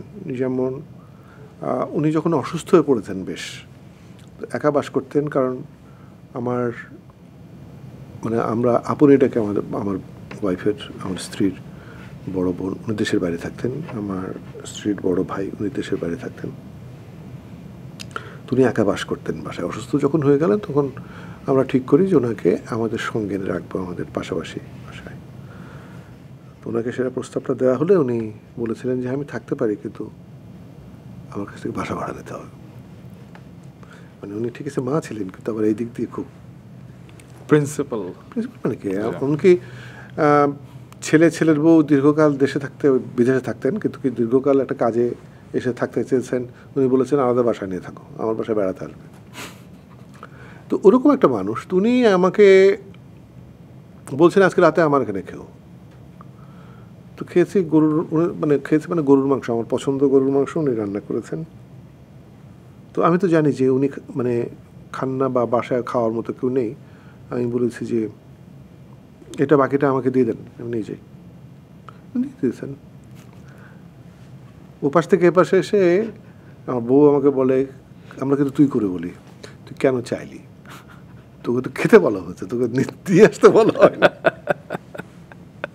এটা একটা তুমুল ঝগড়া হচ্ছিল। শেষ পর্যন্ত আমি বলেছিলাম যে আমার মা, আমি বলেছি তোর কি। এই ছোট ছোট অনুভূতি যে কত বিশাল এবং কত মানব জীবনকে স্পর্শ করে আফজাল ভাই, আপনি হয়তো বুঝতে পারছেন না। আমি ফিল করি, আমি একেবারেই যে অনুভব করি না তা না। আমার বাচ্চারা যদি আমার দেখে যে আমি তাদের মাকে তুমি করে কথা বলছি, আমাদের দিকে তাকায়, তোমাদের কিছু হয়েছে নাকি? এবং আপনারা যখন 2 বছর আগে ঘুরতে গেলেন, মানে জীবনের দীর্ঘ সময় ব্যস্ত ছিলেন এবং সেভাবে হয়তো দুজন মিলে ঘোরা হয়নি, সন্তান প্রায় 21 বছর পর। এবং সেই সময় আপনার যে লেখা কিংবা ছবিগুলো, সেগুলো না আমাকেও স্পর্শ করেছিল। আপনার কি মনে হয় যে কনজুগাল রিলেশনশিপকে সময় দেওয়া কতটা জরুরি সন্তানদের বাইরে? তুমি হিসাব করে দেখেছো তুমি কেন বাঁচো? তুমি একজন সঙ্গীর জন্য বাঁচো, তুমি একার জন্য বাঁচো না। তোমার যদি কাজের শেষে ঘরে ফেরার টান না থাকে, তুমি কি জীবন বহন করছো? আমার যদি একটা ছবি আঁকার টান থাকে, আমার একটা লেখার টান থাকে, আমার ঘরে ফেরার টানও থাকতে হবে। আমার সন্তান, আমার পরিবারের জন্য টান থাকতে হবে। এবং আমার যখন টান থাকবে তখন এটাও আমার ভেতরে আস্থা তৈরি হবে যে আমার জন্যেও কেউ অপেক্ষা করে, কারা অপেক্ষা করে বসে আছে। এবং এটাই জীবনের প্রাপ্তি। আমরা অনেক কিছুর জন্য অনেক কিছু করি, কিন্তু বিশ্বাস করি যে একটা জীবন মানুষের, এবং জীবনে এইগুলো সবচেয়ে গুরুত্বপূর্ণ। অবশ্যই। এবং আপনার দেখানো পথে বলছেন, আপনার জিন কিন্তু আপনার পথেই এসেছে। এবং মনে আছে একবার আপনি যখন বিশ্ববিদ্যালয়ে পাশ করার পর আপনার বড় ছেলে আরাফকে প্রশ্ন করেছিলেন কি হতে চাস, কি বলেছিল সে? প্রথম হচ্ছে কি, ও তো বাইরে পড়তে গেল, তো ওকে রেখে 15 দিন আমরা একটু ঘোরাফেরা করে যে ও সেটেল ডাউন করলো কিনা এটা বোঝার জন্য আমরা 15 দিন পর আবার গেলাম। এই 15 দিনের মধ্যে আমার কিছু বন্ধুবান্ধব যারা ছিল একজন বলল যে এই টেলিফোন নাম্বারটা ওকে দিয়ে দিও, আর ও যেন আমি বলো যে আমি ফোন করব এবং আমি বলবো ওকে যে কী কী ওকে করতে হবে। তা আমি বাবা, আমার তখন মনে হয়েছে যে কেউ একজন যদি অভিভাবক শ্রেণীর থাকে যে আসলে আগ্রহ নিয়ে ওকে বলবে যে তুমি কি করবে, সেটা তো ভালো। তো ওকে যখন আমি বললাম যে এই নাম্বারটা আমার একজন বন্ধুর, তোকে ফোন করবে, তোকে বলতে পারে যে কী করতে হবে, কারণ অনেক দিন ধরে ও আমেরিকাতে আছে। আমার দিকে অবাক হয়ে তাকিয়ে থাকলো, তাকে থেকে বললো, বাবা তুমি কি আমাকে এখানে উপার্জনের জন্য এনেছো, যে আমি পড়াশোনা করে উপার্জন করব? তা যদি হয় তোমার সঙ্গে আমাকে ফেরত নিয়ে যেতে পারো, আমি এসেছি পড়াশোনা করতে, আমি তারপর কি করব এখন কিন্তু জানি না। এই এক। দুই হচ্ছে ও পড়াশোনা শেষ করলো, শেষ করার পরে ওখানে বন্ধুবান্ধব আবার বললো যে ও চলচ্চিত্র নিয়ে পড়াশোনা করেছে, অর্থনীতি নিয়ে পড়াশোনা করেছে, তো অর্থনীতির একটা সুযোগ আছে, কেউ একটা চাকরি পেয়ে যাবে, এখানে তো টিকতে হবে আগে এই দেশে, তো এটা একটা চাকরি নিতে বলো, সেটা ওর ভালো রেজাল্ট ও পেরে যাবে এবং তখন ও চলচ্চিত্র বিষয়টা ভাবতে পারবে। তো আমি সেটাও তাকে বললাম। বলার পর আমাকে বললো, বাবা আমি তোমাকে বলেছিলাম আমি তো আসলে রোজগারের জন্য কিছু করতে চাই না, আমি তোমাকে দেখেছি তুমি রোজগারের জন্য কিছু করো না, তুমি যা করো ভালোবেসে করো, আমি লিখতে চাই এবং আমি যদি কোনো কিছু করি তাহলে আমার লেখার যে ইচ্ছাটা সেটা কোনো না কোনোভাবে ক্ষতিগ্রস্ত হবে, জীবনে কিছু হোক বা না হোক আমি একটাই কাজ করতে চাই, লেখা। তারপর সে এখন কি করছে? ও তো তারপরে পড়াশোনা করলো, ফিল্ম ইকোনমিক্স শেষ করে তারপরে ও ক্রিয়েটিভ রাইটিং নিয়ে লেখাপড়া করলো, করে এখন একটা ইউনিভার্সিটিতে ক্রিয়েটিভ রাইটিং নিয়ে পড়াচ্ছে। ওয়াও, দেশের বাইরে। বাহ। এবং তিনি যখন বিয়ে করতে চাইলেন সেই সময়ের একটা গল্প আছে, এবং আপনি বলেছিলেন যে তোমার স্ত্রী জানে কিনা যে তুমি কিসে ক্যারিয়ার করতে চাইছো, মানে তুমি যাকে বিয়ে করতে যাচ্ছ। হ্যাঁ, মানে আমাদের তো বললো, তো বলার পর আমি ওকে ওর মা যেটা বললো, ওর মা বললো যে মেয়েটা কীরকম কী কেন কি, আমার কিন্তু কোনো প্রশ্ন নেই, তুমি যদি ভালোবেসে বিয়ে করো আমার কাছে ওইটাই হচ্ছে তার পরিচয়। তো আমি কোনো কিছু বলিনি, আমার দিকে সে তাকে বললো যে বাবা তুমি কিছু বলো না কেন। আমি বললাম শোন, তুই একটা সৃজনশীল জীবন হোক এটা চাস, আমি সেটা চেয়েছি, আমি হ্যাপি, এবং এটি নিজে চাইলেই হয় না, একজন পার্টনার থাকতে হয়। তোর মায়ের যদি সহযোগিতা এবং আমাকে প্রশ্রয় দেবার মনোবৃত্তি তার না থাকতো তাহলে আমি কিন্তু এটাই পারতাম না। তুই যদি লিখে জীবন কাটাতে চাস তাহলে আমাদেরকে তোর বলার দরকার নেই, তুই যে মানুষের সঙ্গে জীবন কাটাবি তুই তাকে বল যে আমি এই জীবনটা কাটাতে চাই। বলছে বাবা ও জানে আমি এই ক্রিয়েটিভ রাইটিং নিয়ে পড়ার আগে আমার আগ্রহের কথা জেনে ওই আমাকে বলেছে যে তুই ক্রিয়েটিভ রাইটিং নিয়ে পড়াশোনা কর, তাহলে যা বিয়ে কর। এরকম বাবা যদি ঘরে ঘরে থাকতো আসলে। এবং আপনারা এত প্রতিক্রিয়াহীন, মানে ছেলে চাইছে, যাকে ইচ্ছা বিয়ে করতে চাইছে, এই স্বাধীনতাটুকু দেয়াটা আসলে কতটুকু গুরুত্বপূর্ণ?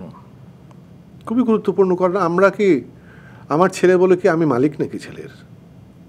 আমার মনে পড়ে যে ছেলে যখন বিয়ে করতে যাচ্ছে তখন আমি তো খুব সাধারণ একজন মানুষ, আমার মধ্যে এক ধরনের উদ্বেগ ছিল যে একটা নতুন মানুষ আসবে, সে কী ধরনের হবে। মনা বলেছিল, আমার স্ত্রী বলেছিল যে তুই কেন মনে করিস যে সে কেমন হবে, সে তো ছেলের জীবনের অংশ, এবং আমরা তো জানি আমরা ছেলেকে কীভাবে মানুষ করেছি, সে তো সেই ধারণা প্রাপ্ত হবে। তুই কেন মনে করিস যে একটা বউ ঘরে আসছে, তুই কেন মনে করতে পারিস না যে একটা মেয়ে ঘরে আসছে?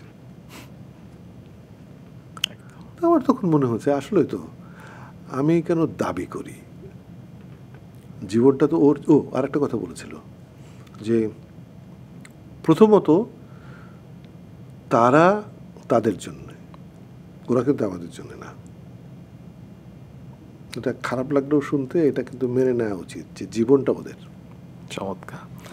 আফজাল ভাই, আপনার কাছ থেকে আরেকটা বিষয় আমি শিখি, যেটা বাঙালি অনেক পুরুষের ভেতরে দেখা যায় না, সেটা হচ্ছে কি স্ত্রীকে সম্মান এবং প্রকাশ্যে সম্মান। আপনি প্রায়ই আমাদের শ্রদ্ধা তাজিন হালিম, তাকে নিয়ে লিখেন, ছোট ছোট অনুভূতিগুলো আপনি শেয়ার করেন সবার সাথে এবং তাকে সম্মান করেন। আপনার কি মনে হয় যে বাঙালি পুরুষরা এক্ষেত্রে কিছুটা পিছিয়ে? না, পিছিয়ে না, এগিয়ে। যেমন আপনি একটা লেখায় লিখেছিলেন যে স্ত্রীর রান্নার প্রশংসাও অনেক সময় আমরা অধিকাংশ পুরুষ করতে পারি না, কিন্তু যদি একটু নুন কম হয়, একটু তেল কম হয়, মশলা কম হয়, তখন কিন্তু সেটাই বড় হয়ে ওঠে। হ্যাঁ, কিন্তু সেটা কি হওয়া উচিত? আমরা যদি সম্পর্কটাকে বুঝতে চাই, আমরা দুজন মানুষের সম্পর্ক, দুজন মানুষ তো এক নই। আমি যদি বিবেচনা করি যে আমার স্ত্রী আমার মতো কিনা, কেন আমার মতো হতে হবে তাকে? সে তো আরেকটি পরিবারে বড় হয়েছে, আরেক ধরনের দৃষ্টিভঙ্গিতে বড় হয়েছে।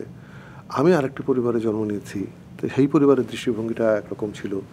আমি গ্রাম থেকে এসেছি, ও শহরে থেকেছে, ও দেশের বাইরে পড়াশোনা করেছে। দুটো দৃষ্টিভঙ্গি তো টোটালি আলাদা হবে। এবং আমার স্বীকার করতে কোনো দ্বিধা নেই যে আমার চেয়েও অনেক বেশি জানে, অনেক বেশি ভাবতে পারে, এবং সেটা যদি আমার সঙ্গে যুক্ত করতে পারি, সেটা তো আমারই লাভ। আমার যা নেই তাকে আমি বন্ধুবান্ধবের কাছ থেকেও নেইনি। আমি যখন একটা মফস্বল থেকে শহরে এসেছি, তখন তো প্রতিনিয়ত কারো না কারো কাছ থেকে শিখেছি। কিন্তু এই ক্ষেত্রে বাঙালি পুরুষরা একটু ইগোইস্টিক হয়ে যায় না? সেটা তো যার ব্যাপার। কিন্তু আমি মনে করি যে আর্ট কলেজে ভর্তি হয়ে গেলাম। ভর্তি হয়ে যাওয়ার পর আমার মনে হচ্ছে যে আমি গ্রাম থেকে এসে পেরে গেলাম। তার মানে শহর আমাকে এক ধরনের আত্মবিশ্বাস দিল যে আমার এক ধরনের যোগ্যতা আছে, তা নাহলে ভর্তি হলাম কী করে। কিন্তু আমি তো একটা দ্বিধায় ছিলাম।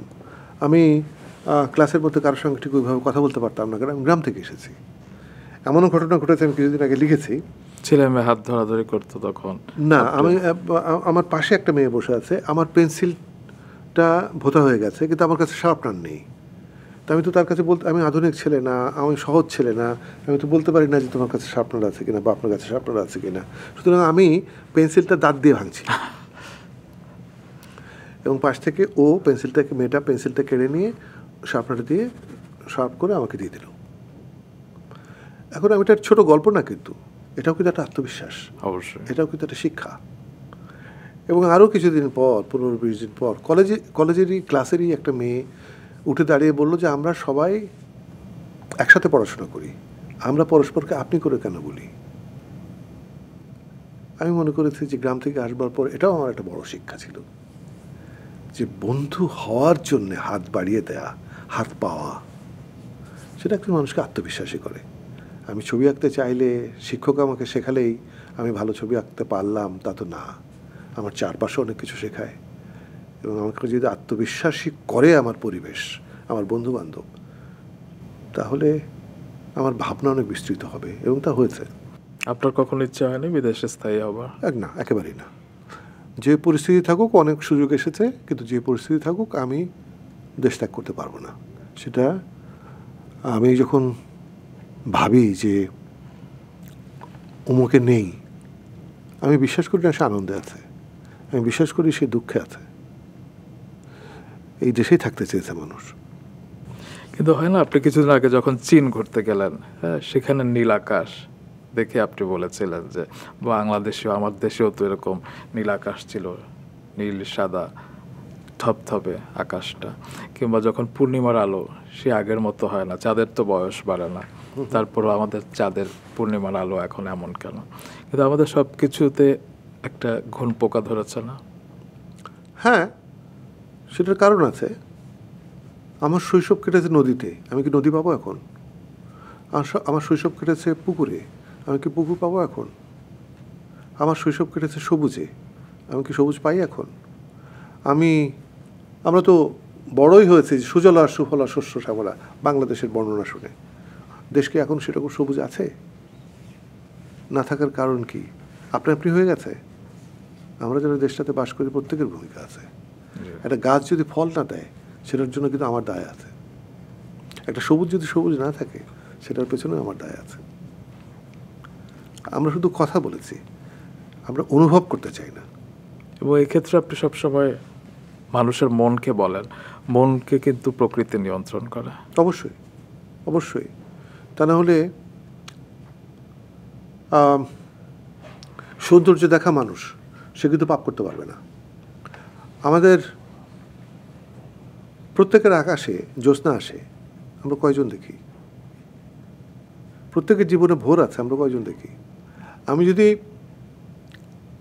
ভোরে জাগি, ভোরকে দেখি, আমি যে মানুষটা হব, মানে আমি ইচ্ছা করে হব না, মানে আমার ভেতরে, হ্যাঁ, আমার ভেতরে অনেক বদল আসবে। অবশ্যই। আমি যদি সুন্দরের সঙ্গে থাকি, আমি যদি কবিতা পড়ি, আমার যা কিছু সুন্দর জগৎ সেটা উপভোগ করার ইচ্ছা যদি আমার মনে থাকে, তাহলে যা মন্দ তা আমাকে স্পর্শ করবে সহজে? পারবে না। আফজাল ভাই, এবার আপনার মুখ থেকে যে একটা কবিতা আবৃত্তি শুনতে ইচ্ছে হচ্ছে, আপনার লেখা কিংবা যে কারো। এই কবিতাটার নাম হচ্ছে আমাদের ভাগের কারখানা। আমি একটা আমাদের সময়টাকে এখানে আমার মনে হচ্ছে উপলব্ধিটা আমি বলেছি এখানে। আমরা এই কারখানার নিবেদিত প্রাণ শ্রমিক। আমাদের পূর্বপুরুষরাও তাই ছিলেন। কালে কালে, যুগে যুগে আমরা গভীর প্রেমে ও সরল বিশ্বাসে মালিক মহাজনদের মহামান্য বলে বিবেচনা করি। তারা আদেশ করেন, উৎপাদন বাড়াও। আমরা সকলে কলকারখানার অংশ হয়ে যাই। বিদ্যুতের গতি, তেলমোবিল, কারখানার চাকা, মুহূর্তে সবই হয়ে যেতে পারে আমাদের রক্ত, মাংস ও ঘাম। এই আমরা জগতের শ্রেষ্ঠ উৎপাদন শ্রমিক। কেউ আমরা কোনোদিনও বেতন বোনাসের তোয়াক্কা করিনি। দাবি, আন্দোলন, সংগ্রাম এসবে উৎপাদন ব্যাহত হয়। কারখানা মালিক, মহাজন এবং আমরা সকলেই উৎপাদনের গর্বিত অংশীদার, সকলেই নিষ্ঠাবান। আমরা প্রত্যেকেই কায়দা কৌশলে অতি পরিণত মানের। পানির মতো যে কোনো পাত্রে ঢেলে এই আমাদের বদলানো যায়নি, যাবে না। এমনই একরোখা স্বভাব। কোনো কালে ঢেউ হব না, হতে চাই না মাছ কিংবা পাখি। আমরা বিদ্যুতের গতি, তেলমোবিল, কারখানার চাকা ইত্যাদি হতে পেরে মুখ বন্ধ করে প্রতিজন ঝলমলে, প্রতিদিন ঝলমলে এবং চলমলে আমরা এই পুরাতন কারখানায় নতুন উদ্দীপনায় রোজ মানুষ ভাগ করে যাব, উৎপাদন করে যাব ভাগের মানুষ। চমৎকার, চমৎকার। এই কবিতাটা কি কোনো বইয়ের ভেতরে স্থান পেয়েছে? না, এটা আমার নতুন লেখা। সামনে যে বইটা বেরোবে তার মধ্যে নিশ্চয়ই আশা করি। সামনে বই বের হচ্ছে, কবে বের হচ্ছে? এটা মোটামুটি তৈরি আছে সব কিছু, হয়তো সহসা বেরোবে। আফজাল ভাই, আমি যেমন আপনার লেখা নিয়মিত পড়ি ফেসবুক থেকে, কিন্তু হয় না যে যারা আপনার ফেসবুকে ফ্রেন্ড লিস্টে নেই কিংবা এই লেখাগুলো পড়তে চায়, তাদের জন্য আপনি কি করতে চান? আচ্ছা, আমি রুমান ফেসবুকের কিন্তু ব্যবহার কিছু জানি না। আমি এটা ব্যবহার করি, এখন আমার একটা ভাবনা মাথায় আসলে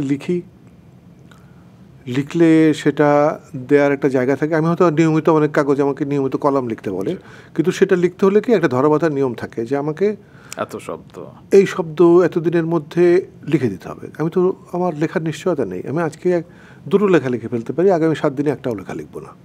যখন লেখাটা আসে তখন আমি সঙ্গে সঙ্গে ফেসবুকে দিয়ে দিতে পারি। এবং একটা জিনিস খেয়াল করি যে আমি কিন্তু আবার ওই লেখাটা সম্পর্কে যারা প্রতিক্রিয়া জানায় তাদের যে উত্তর করি তাও কিন্তু না, কিন্তু তাদের জন্যই লিখি। কারণ তারা যে তাদের প্রতিক্রিয়া জানান সেটাই কিন্তু আমার মধ্যে অনুপ্রেরণা এসে কাজ করে। এটাও জানা হয় যে একটা লেখা 25,000 মানুষ পড়েছে, মন্তব্য করেছে হয়তো 1,000 জন। আমি মনে করি এটা তো অনেক, একটা কাগজে লিখে তো এটা জানা হয় না, কিন্তু এখানে লিখলে তো জানা হয় যে এত মানুষ পড়েছে, এত মানুষ মতামত দিয়েছে। সেই মতামতের সবটাই যে ওই লেখাটার পক্ষে তাও না। যদি কেউ বিপক্ষেও লেখেন, সেটাও তো মনে হয় যে বিপক্ষে কেন লিখলো। আফজাল ভাই, আপনি কি অল্পতে খুশি হন সবসময়, নাকি এটা আস্তে আস্তে? তাই তো হওয়া উচিত, কিন্তু কোথায় অল্পতে খুশি হই? ওই যে আমি একটু আগে বলেছি, আমি যদি একটা কবিতা লিখি, সেই কবিতাটা লেখার জন্যে আমি ঘাম ঝরাতে রাজি না। যদি ওটা সহজে আসে ভালো, যদি সহজে না আসে ওটা আমার না। আপনার কি মনে হয় না আপনার একটা আত্মজীবনী লেখা উচিত পরবর্তী প্রজন্মের জন্য, কিংবা ধরুন এরকম কোনো পডকাস্ট শো? আমার ইচ্ছা আছে পডকাস্ট শো করবো। ওয়াও। এই কারণে করবো যে লিখি যখন, তখন আমার বিচিত্র ভাবনা আছে। পডকাস্ট শো করা মানে হলো যে লেখার বাইরেও তো একটা মানুষের আরও কাছাকাছি যাওয়া যায়। জি। আর আত্মজৈবনিক যেটা, সেটা হলো ঠিক আত্মজৈবনিক না। আমি একটা লেখা লিখছি, দীর্ঘ একটা লেখা লিখছি। সেটা লেখার কারণ হচ্ছে আমরা যে সময়টা পার করে এসেছি, যদি লিখি তাহলে পরবর্তী প্রজন্মের সামনে উদাহরণ হিসেবে থাকবে যে এই সময়টা এরকম ছিল। মানে এটা জানার সময়কালটাকে, হ্যাঁ, আমার জীবনকে জানবার দরকার নেই, কিন্তু আমার জীবনকালে এই সময়টা এইভাবে ছিল। যেমন এখন কেউ কি ভাবতে পারবে যে আমরা এমন একটা ঢাকা শহরে এসেছিলাম, যে ঢাকা শহরে দেশের সেরা মানুষগুলো বাস করতো এবং সেরা মানুষগুলোর সঙ্গে আমাদের সম্পর্ক রচনা হয়েছিল। এই সম্পর্ক রচনা হওয়ার কারণ হচ্ছে আর্ট কলেজে পড়াশোনা করেছি, থিয়েটার করি, খুব স্বাভাবিক নিয়মে সবার সঙ্গে সবার সম্পর্ক হয়েছে। সেই শহরটাকে কিন্তু আমরা 54 বছর পর দেখছি বিচ্ছিন্ন শহর। কার সঙ্গে আমার ঘনিষ্ঠতা আছে, কার সঙ্গে ঘনিষ্ঠতা নেই, আমরা কিন্তু বুঝতে পারি না এখন। এবং সেই একসাথে বসে যেটা আপনাকে আড্ডা দিতেন, আড্ডারও তো একটা পজিটিভ এফেক্ট। অবশ্যই অবশ্যই অবশ্যই। একজন কবি আমাদের সঙ্গে, বিখ্যাত কবি আমাদের সঙ্গে আড্ডা দিচ্ছেন, আমরা থিয়েটার কর্মী, সেজন্য আমাদের সঙ্গে আড্ডা দিচ্ছেন। একজন চলচ্চিত্র নির্মাতা, একটা ব্যবসায়ী, একটা রাজনীতি, সকল শ্রেণীর মানুষ, সবার সঙ্গে সবার অসাধারণ সম্পর্ক ছিল। দেশের বিখ্যাত সম্পাদকেরা, তাদের সঙ্গে আমাদের যে ধরনের সম্পর্ক ছিল, তাদের কাছ থেকে আমরা যা জেনেছি বুঝেছি, তা সারা জীবনের পাথেও। সেগুলো যেহেতু এখন নেই, সমাজ তো একটু অস্থির হবে। মানে সব কিছু তো বিচ্ছিন্ন হয়ে গেছে। তার সমাজকে ঠিক করবার দায়িত্বটা আসলে কার? সবার। আমি বলবো না যে অমুকে কেন করেনি, আমি কি করছি। আমি যদি ভাবি যে আমি কি করছি, তাহলে আমি আমার কাছে সেই প্রশ্ন তুলে প্রশ্নটা উত্তর দিতে পারবো যে আমি কি করছি। আমি শুধু অভাব অভিযোগের কথা বলবো, সেটা তো আমার দায় এবং দায়িত্ব না। আমি জানতে চাইবো আমার কাছে আমি কি করছি, আমার দ্বারা কোনো অনিষ্ট সাধন হয়েছে কিনা, মানুষের, সম্পর্কের, দেশের। যদি তা না হয়ে থাকে, আমি কিছু পেয়েছি কি না পাইনি সেটা কিন্তু গুরুত্বপূর্ণ বিষয় না। আমি অহংকারের সঙ্গে বলতে পারবো যে আমি কারো ক্ষতির কারণ নই। অবশ্যই। একটা মন্তব্য করলাম, 10টা মানুষকে অসম্মানিত হলো, এবং একই সঙ্গে আমি প্রমাণ দিতে চাইলাম যে দেশের প্রতি আমার দায়িত্ব আছে। আমি দুঃখিত না। আমি যখন আমার দেশাত্মবোধের দায়িত্ব প্রমাণ করতে কাউকে অপমান করেছি, অসম্মান করেছি, সেটা দেশাত্মবোধ হিসেবে টেকে থাকে না। তবে হয় না যে ছোটবেলা আমার জায়গা থেকে যদি আমি বলি, ভাত খেতাম কিছু টিভিসি দেখে, এবং বড় হয়ে জেনেছি সবগুলোর মেকার ছিলেন আপনি। এবং এত কালারফুল বিজ্ঞাপন চিত্র, এবং আপনার হাত ধরেই তো বাংলাদেশের মোটামুটি প্রায় সব তারকার জন্ম হয়েছে এখন, এবং তারা সবাই বলেনি। আমাদের গত পর্বে এসেছিলেন সাদিয়া ইসলাম মৌ, এবং তিনিও বলছিলেন আপনার কথা। তো এই যে এত তারকা আপনি তৈরি করেছেন, আপনার কাছ থেকে তো আমরা একটা চলচ্চিত্র পেতেই পারতাম। আপনি সেটা নির্মাণও করেছেন, মানিকের লাল কাঁকড়া, এবং সেটি আমরা এখনো দেখিনি। তবে আপনি কি আরও চলচ্চিত্র নির্মাণ করতে পারেন না? আমাদের জন্য কি আরও কিছু দিতে পারেন না? করতে চাই। তবে প্রথম পর্বে একটি জিনিস বললেন, একটু প্রশ্নের প্রথম পর্বে বলা হয়েছে আমি নির্মাণ করেছি। আমি আসলে করিনি, কিন্তু আমি হয়তো প্রধান ভূমিকায় ছিলাম, কিন্তু আমার সঙ্গে এরাও ছিল। যে মৌ যে বলেছে, মৌয়ের যে গুণটা আছে, সেই গুণটা কিন্তু আমি বিজ্ঞাপনের কাজে লাগিয়েছি। ফুয়াদ নাসির বাবু, আয়ুব বাচ্চু বা রিপন খান, এদের যে সুর করার ক্ষমতা আছে, সেই সুরের ক্ষমতাটা তো আমি ব্যবহার করেছি। সালাউদ্দিন লাবলু, আনোয়ার হোসেন বুলু, সমীর কুশারি, শফিকুল ইসলাম স্বপন, এদের যে চিত্রগ্রহণের ক্ষমতা ছিল, সেটা তো ব্যবহার করতে পেরেছি। যেমন শুরুতে বলছিলাম মঞ্জন চৌধুরীর কথা, এরকম বহু মানুষ আছেন যারা বলেছে জীবনের বাঁকে বাঁকে দাঁড়িয়ে থেকেছেন এবং কিছুটা এগিয়ে দিয়েছেন, আমাদেরকে এগিয়ে দিয়ে থাকেন সাধারণত। সেই সময় এবং প্রচুর মানুষ ছিল যারা একটা মাধ্যমকে এগিয়ে নিয়েছেন। আমরা কিন্তু এখন দাবি করতে পারবো না যে সেই সময়, সেই সুযোগ, সেই মানুষ এখন আছে। আর চলচ্চিত্র নির্মাণ অবশ্যই আমার স্বপ্নের মধ্যে আছে। অবশ্যই আমার জীবনের স্বপ্ন আছে যে মঞ্চে আবার উঠবো অভিনয়ের জন্যে। একটা চিত্র প্রদর্শনী হওয়া উচিত, একটা অন্ততপক্ষে একটা চলচ্চিত্র নির্মাণ করা উচিত। এবং পয়ালেনা রোমকির মতো আরও কিছু লেখা হতো আপনার কাছ থেকে আমরা পেতে পারি, নাটক হোক, সিরিজ হোক। আমি এখন যেগুলো লিখি সেগুলো হয় না, এক একটা সময় লেখার ধরন পাল্টায়। আমি এখন লেখার বিষয়গুলো উপভোগ করছি হচ্ছে মানুষের অন্তর্গত সুখ দুঃখ, বোঝা না বোঝার বিষয়গুলো, যেটা আমি আমার মতো করে বুঝি সেটা বলি। এবং আমার মনে হয় যে এটা নিয়ে যখন মানুষ কথা বলে তখন এটা একটা সংক্রমণের মতো, যে আমি একটা ভাবনাকে বিস্তৃত করতে পারলাম, এটা উপভোগ করি। আফজাল ভাই, আপনি কি উপহার পেলে সবচেয়ে বেশি খুশি হন? ভালোবাসা। সেটা তো আছে। যদি আমি বলি যে দৃশ্যমান কিছু, ভিজিবল, আমি একটা জানি, চশমা রাখার খাপ। ও আচ্ছা, হ্যাঁ হ্যাঁ, ও দুর্বলতা কিছু থাকে মানুষের, সেটা হলো আমার ব্যাগের প্রতি দুর্বলতা আছে, আমার চশমার ফ্রেমের প্রতি দুর্বলতা আছে, আমার বেল্টের প্রতি দুর্বলতা আছে, আমার পোশাকের প্রতি দুর্বলতা আছে। কিন্তু পোশাক মানে এই নয় যে আমি খুব দামি দামি পোশাক পরি, আমি কিন্তু খুবই কম দামের পোশাক পরি। আমি বলতে গেলে যা সাধারণ দোকানে পাওয়া যায় ওসব কিনি। আমি এত বিদেশে যাই, কেউ বলতে পারবে না আমি বিদেশ থেকে কোনো পোশাক কিনেছি কখন। পোশাক নিয়ে একটা গল্প আছে না আপনারও, যে আপনার বন্ধু একটা দোকানে নিয়ে গেল, সেখানে আপনি ইটালিয়ান একটা শার্ট দেখলেন। ওহ না, ওটা আসলে কি একটা সময়ের গল্প। সময়ের গল্প মানে আমার জানা ছিল না যে ঢাকা শহরে এমন দোকান আছে। কারণ আমরা তো প্রত্যেকেই নিজের একটা বৃত্ত আছে, বৃত্তের মধ্যে ঘোরাফেরা করি, আরেক বৃত্ত সম্পর্কে আমাদের তো আসলে খুব জানা হয় না। আমার জানা ছিল না যে ঢাকা শহরে এমন দোকান আছে যেখানে একটা শার্টের দাম 1.5 লক্ষ টাকা। 1.5 লক্ষ টাকা! আমি অবাক হয়ে হা করে তাকিয়ে থেকেছি। আমাকে জানানো হয়েছে যে এটি পৃথিবীর সবচেয়ে কম ওজনের শার্ট। তো আমি জিজ্ঞাসা করেছিলাম যে কারা কেনে। আস্তে আস্তে বলছিলেন যে ক্রেতা আছে। তার মানে আমাদের কাছে যেটা অবাক করা, অনেক মানুষ খুব স্বাভাবিক নিয়মে এগুলো কেনেন। গতকালই একজন বন্ধু বলছিলেন যে মুড়ি মুরগির দরে বিদেশে ফ্ল্যাট বিক্রি হচ্ছে, জানেন? আমি কি করে জানবো, আমার তো কোনো কৌতূহল নেই। তো বলছে কি যে এরকম এই ব্যাপার, মানুষ মুড়ি মুরগির দরে কিনে ফেলে। তো জীবন এক একজন মানুষের এক এক রকম। আমি হয়তো নদীর এক কূলের কথা জানি না, কারণ আমি এক কূলের। আবার আরেক কূলের মানুষ আমার কথা জানে না, কারণ সে আমার কূলের নয়।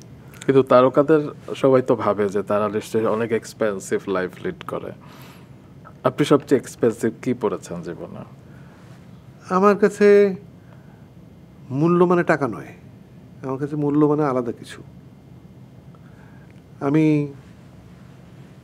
যে কাপড়গুলো পরি এগুলো তো আসলে গার্মেন্টস রিজেক্ট, ছোটোখাটো দোকানে আসে। এবং ঢাকা শহরে 4-5টা দোকান আছে যারা অত্যন্ত দয়ালু, আমাকে ফোন করে জানায় যে আপনার জন্য আলাদা কিছু রেখেছি। এবং তারা জানে যে আমি কী ধরনের কাপড় চোপড় পরি, আমি কী ধরনের প্যান্ট পরি, কী ধরনের শার্ট পরি, সেটা আলাদা করে রাখে। এবং সেটার জন্য বেশি দামও দিতে হয় না, তারা ব্যবসার জন্য আমাকে দেয় না। তারাও আনন্দ পায় যে আমার এই ধরনের ঝোঁক আছে। শুধু এই পোশাক নয়, ছোট ছোট যে কোনো বিষয়কে আপনি এত বড় করে দেখেন।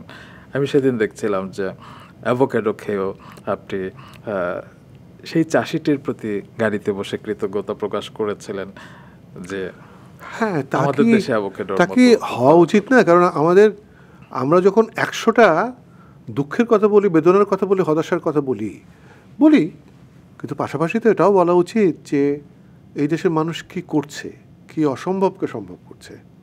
আমার এক বন্ধু, আমার ঈর্ষা বোধ হয়, আমি পারবো না, কিন্তু ও করে। আমরা একই বয়সী। ও কিন্তু অবসর গ্রহণ করেছে তার মানে কাজ থেকে।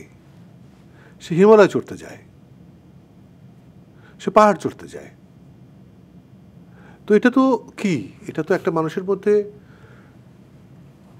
এই ধরনের ভালোবাসা যদি থাকে, ওর দ্বারা মন্দ কোনো কিছু করা সম্ভব না।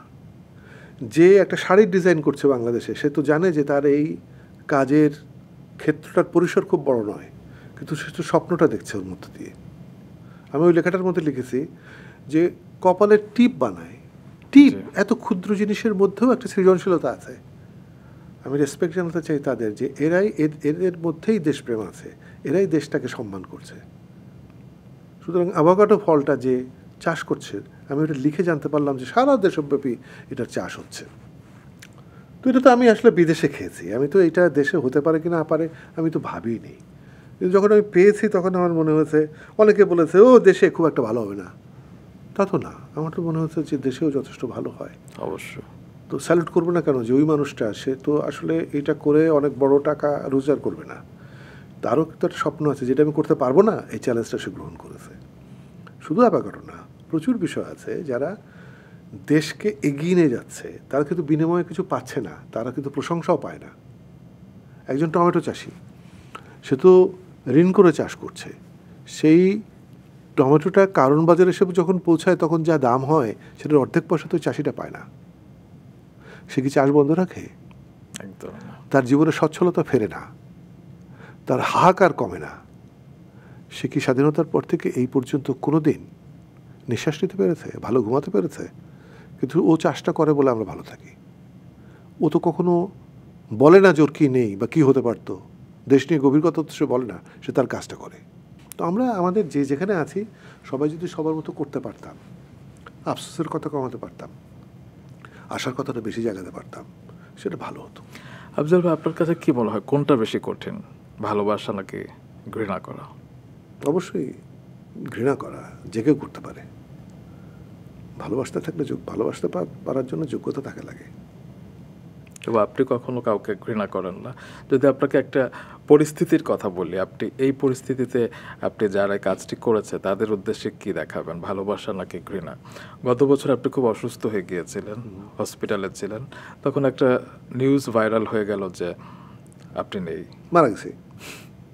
এটা আনন্দের বিষয় যে মানুষ ভাবতে পারে যে আচ্ছা অমুকে মরেছে, এটা তো কোনো খবর হতে পারে না। দায়িত্বশীল হওয়া উচিত তো কিছু মানুষের দায়িত্বশীল হওয়া উচিত। তো যদি কেউ না হয় তো সেটার জন্য কিন্তু আসলে দুঃখবোধ হওয়ার কোনো কারণ নেই। মানুষ তো সব রকমের বলেই তো পৃথিবী এত সুন্দর। আপনি কি তাদেরও ঘৃণা করবেন না? কেন? কারণ আমি যদি বলি যে জানা মানুষকে আমি পছন্দ করবো, অজানা মানুষকে আমি পছন্দ করবো না, দ্যাট ইজ নট রাইট। অজানা মানুষ আছে, আমি যদি এটা বিবেচনা করি যে পৃথিবীতে তো শুধু আলো নেই, অন্ধকারও আছে। আমি যখন অন্ধকারে থাকি তখন আলোর তৃষ্ণা জাগে আমার। আমি যখন অনেক আলোর মধ্যে থাকি তখন আমার মনে হয় যে অন্ধকার দরকার। পৃথিবীতে সব কিছু দরকার, সব কিছু। হ্যাঁ, মানে একেবারে আমি তো মহামানব না। যদি আমি হাসপাতালে, হয়তো আমার মা অসুস্থ, আমি খুব উদ্বিগ্ন, একজন মানুষ হাসতে হাসতে এসে বলছে আপনি এখানে কি করেন, এটা মন খারাপ হয়, কিন্তু বেদনার্থ হওয়ার কোনো কারণ নেই। কারণ সব মানুষই তো আসলে সমান সংবেদনশীল নয়। এই যে ইতিবাচক থাকার একটা আপনার টেকনিক আছে, কিন্তু সেটা কি সবসময় ছিল, ছোটবেলা থেকেই ছিল, নাকি আপনার পরিস্থিতির কারণে আপনি এমন হয়েছেন? আমরা যে পরিবারে বড় হয়েছি, আমাদের কালে তো নিয়ম ছিল যে ছোটদের কী কী শেখাতে হবে। তা আমাদেরকে শেখানো হয়েছিল যে গুরুজনদের সামনে চেয়ারে বসবে না, আচ্ছা, খাওয়ার টেবিলে বসলে বড়দের আগে খাওয়া নেবে না। তা আমি এইসব শিক্ষায় শিক্ষিত হয়ে ঢাকা শহরে এসেছি। ঢাকা শহরে এসে প্রথম একটা দাওয়াতে গিয়েছি। দাওয়াতে গিয়ে অপেক্ষা করেছি যে অন্যরা নেবে, তারপর আমি নেব। তারপর দেখি শেষমেশ আমার জন্য আর কিছু নেই। এর কারণ হচ্ছে যে আমরা আসলে বাসায় যে যা খাই, আমাদের অভ্যাস আছে যে আমরা দাওয়াতে গেলে আমাদের আগ্রহটা বোধহয় একটু বেশি জাগে, আমরা যা দরকার নয় তাও একটু বেশি নিয়ে ফেলি। অন্যর দিকে তাকাইও না, বা অন্যর দিকে তার প্রয়োজন আছে কিনা সেটা বলিও না। এখন দুঃখ পেয়েছি, মন খারাপ হয়েছে, কিন্তু আমার তো শিক্ষাও পেয়েছি। শিক্ষাটা হচ্ছে হ্যাঁ, লড়াই করে বাঁচতে হবে। সেই লড়াই করে বাঁচাটা কি, সেটা হচ্ছে আমারটা আমাকে নিয়ে নিতে হবে। অপেক্ষা করলে আমার থালা শূন্য থাকবে।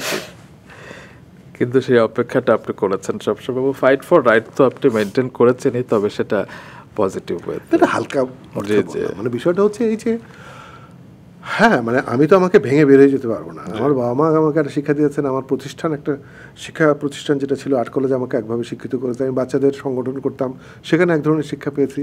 থিয়েটার আমাকে এক ধরনের শিক্ষা দিয়েছে।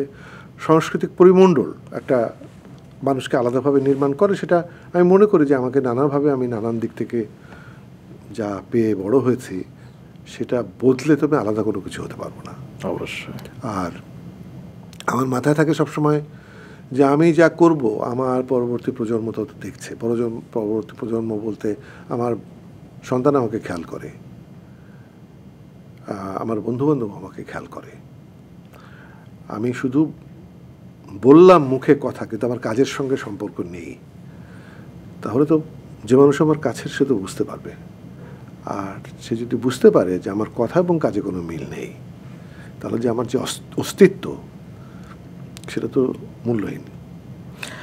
আফজাল ভাই, আপনার সাথে যখনই থাকে মানে আমি না ভুলে যাই যে হয় না যে বয়সের একটা ব্যবধান থাকে না, মানে আমি শুধু শিখি জানি, কিন্তু আপনি যে কোনো তরুণকে এবং যে কোনো বয়সের মানুষকে যেভাবে আপনি কি বলবো, আপনার সান্নিধ্যে এসে সবার মনে হয় ভালো হতে ইচ্ছা হয়, আপনার সান্নিধ্যে এসে মনে হয় আরও শিখি আরও জানি।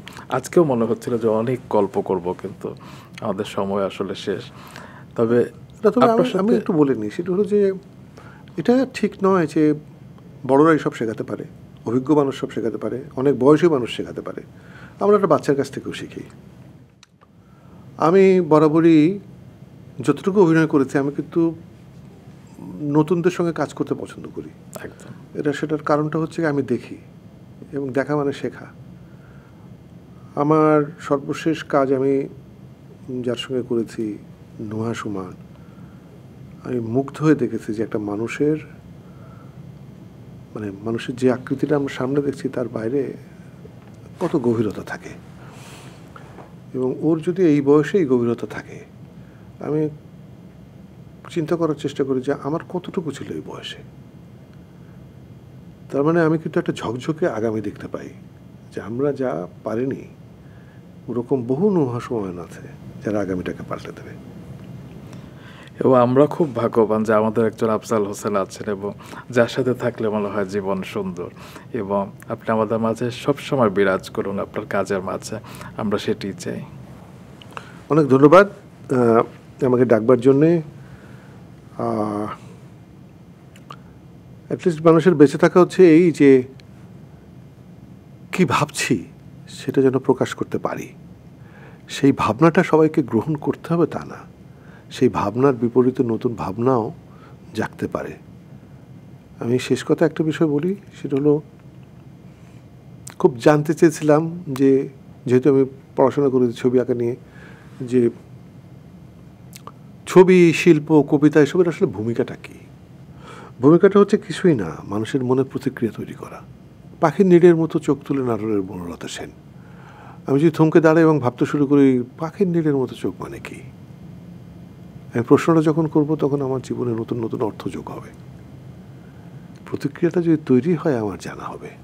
আমি মনে করি যে এই ধরনের এক আয়োজন, এই পডকাস্টে এখানে বসে কথা বলা, এই যা যা বললাম তা তো কোনো না কোনোভাবে কারো কাছের মনে হবে, কারোর সঠিক মনে হবে না।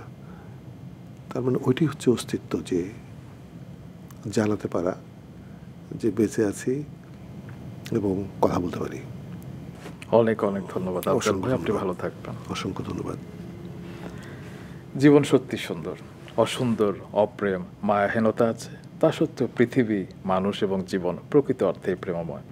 কথাগুলো শ্রদ্ধা আফজাল হোসেনেরই। আমাদের জীবনটাও নতুনের মতো ঝকঝকে হয়ে গেল। প্রাণে পবিত্রতা, শুদ্ধতা নিয়ে আজকের পর্ব আমি এখানেই শেষ করছি। দর্শক, দেখা হচ্ছে আগামী শনিবার রাত 9টায় মাছরাঙা টেলিভিশন এবং রেডিও দিন রাত 93.6 FM-এ।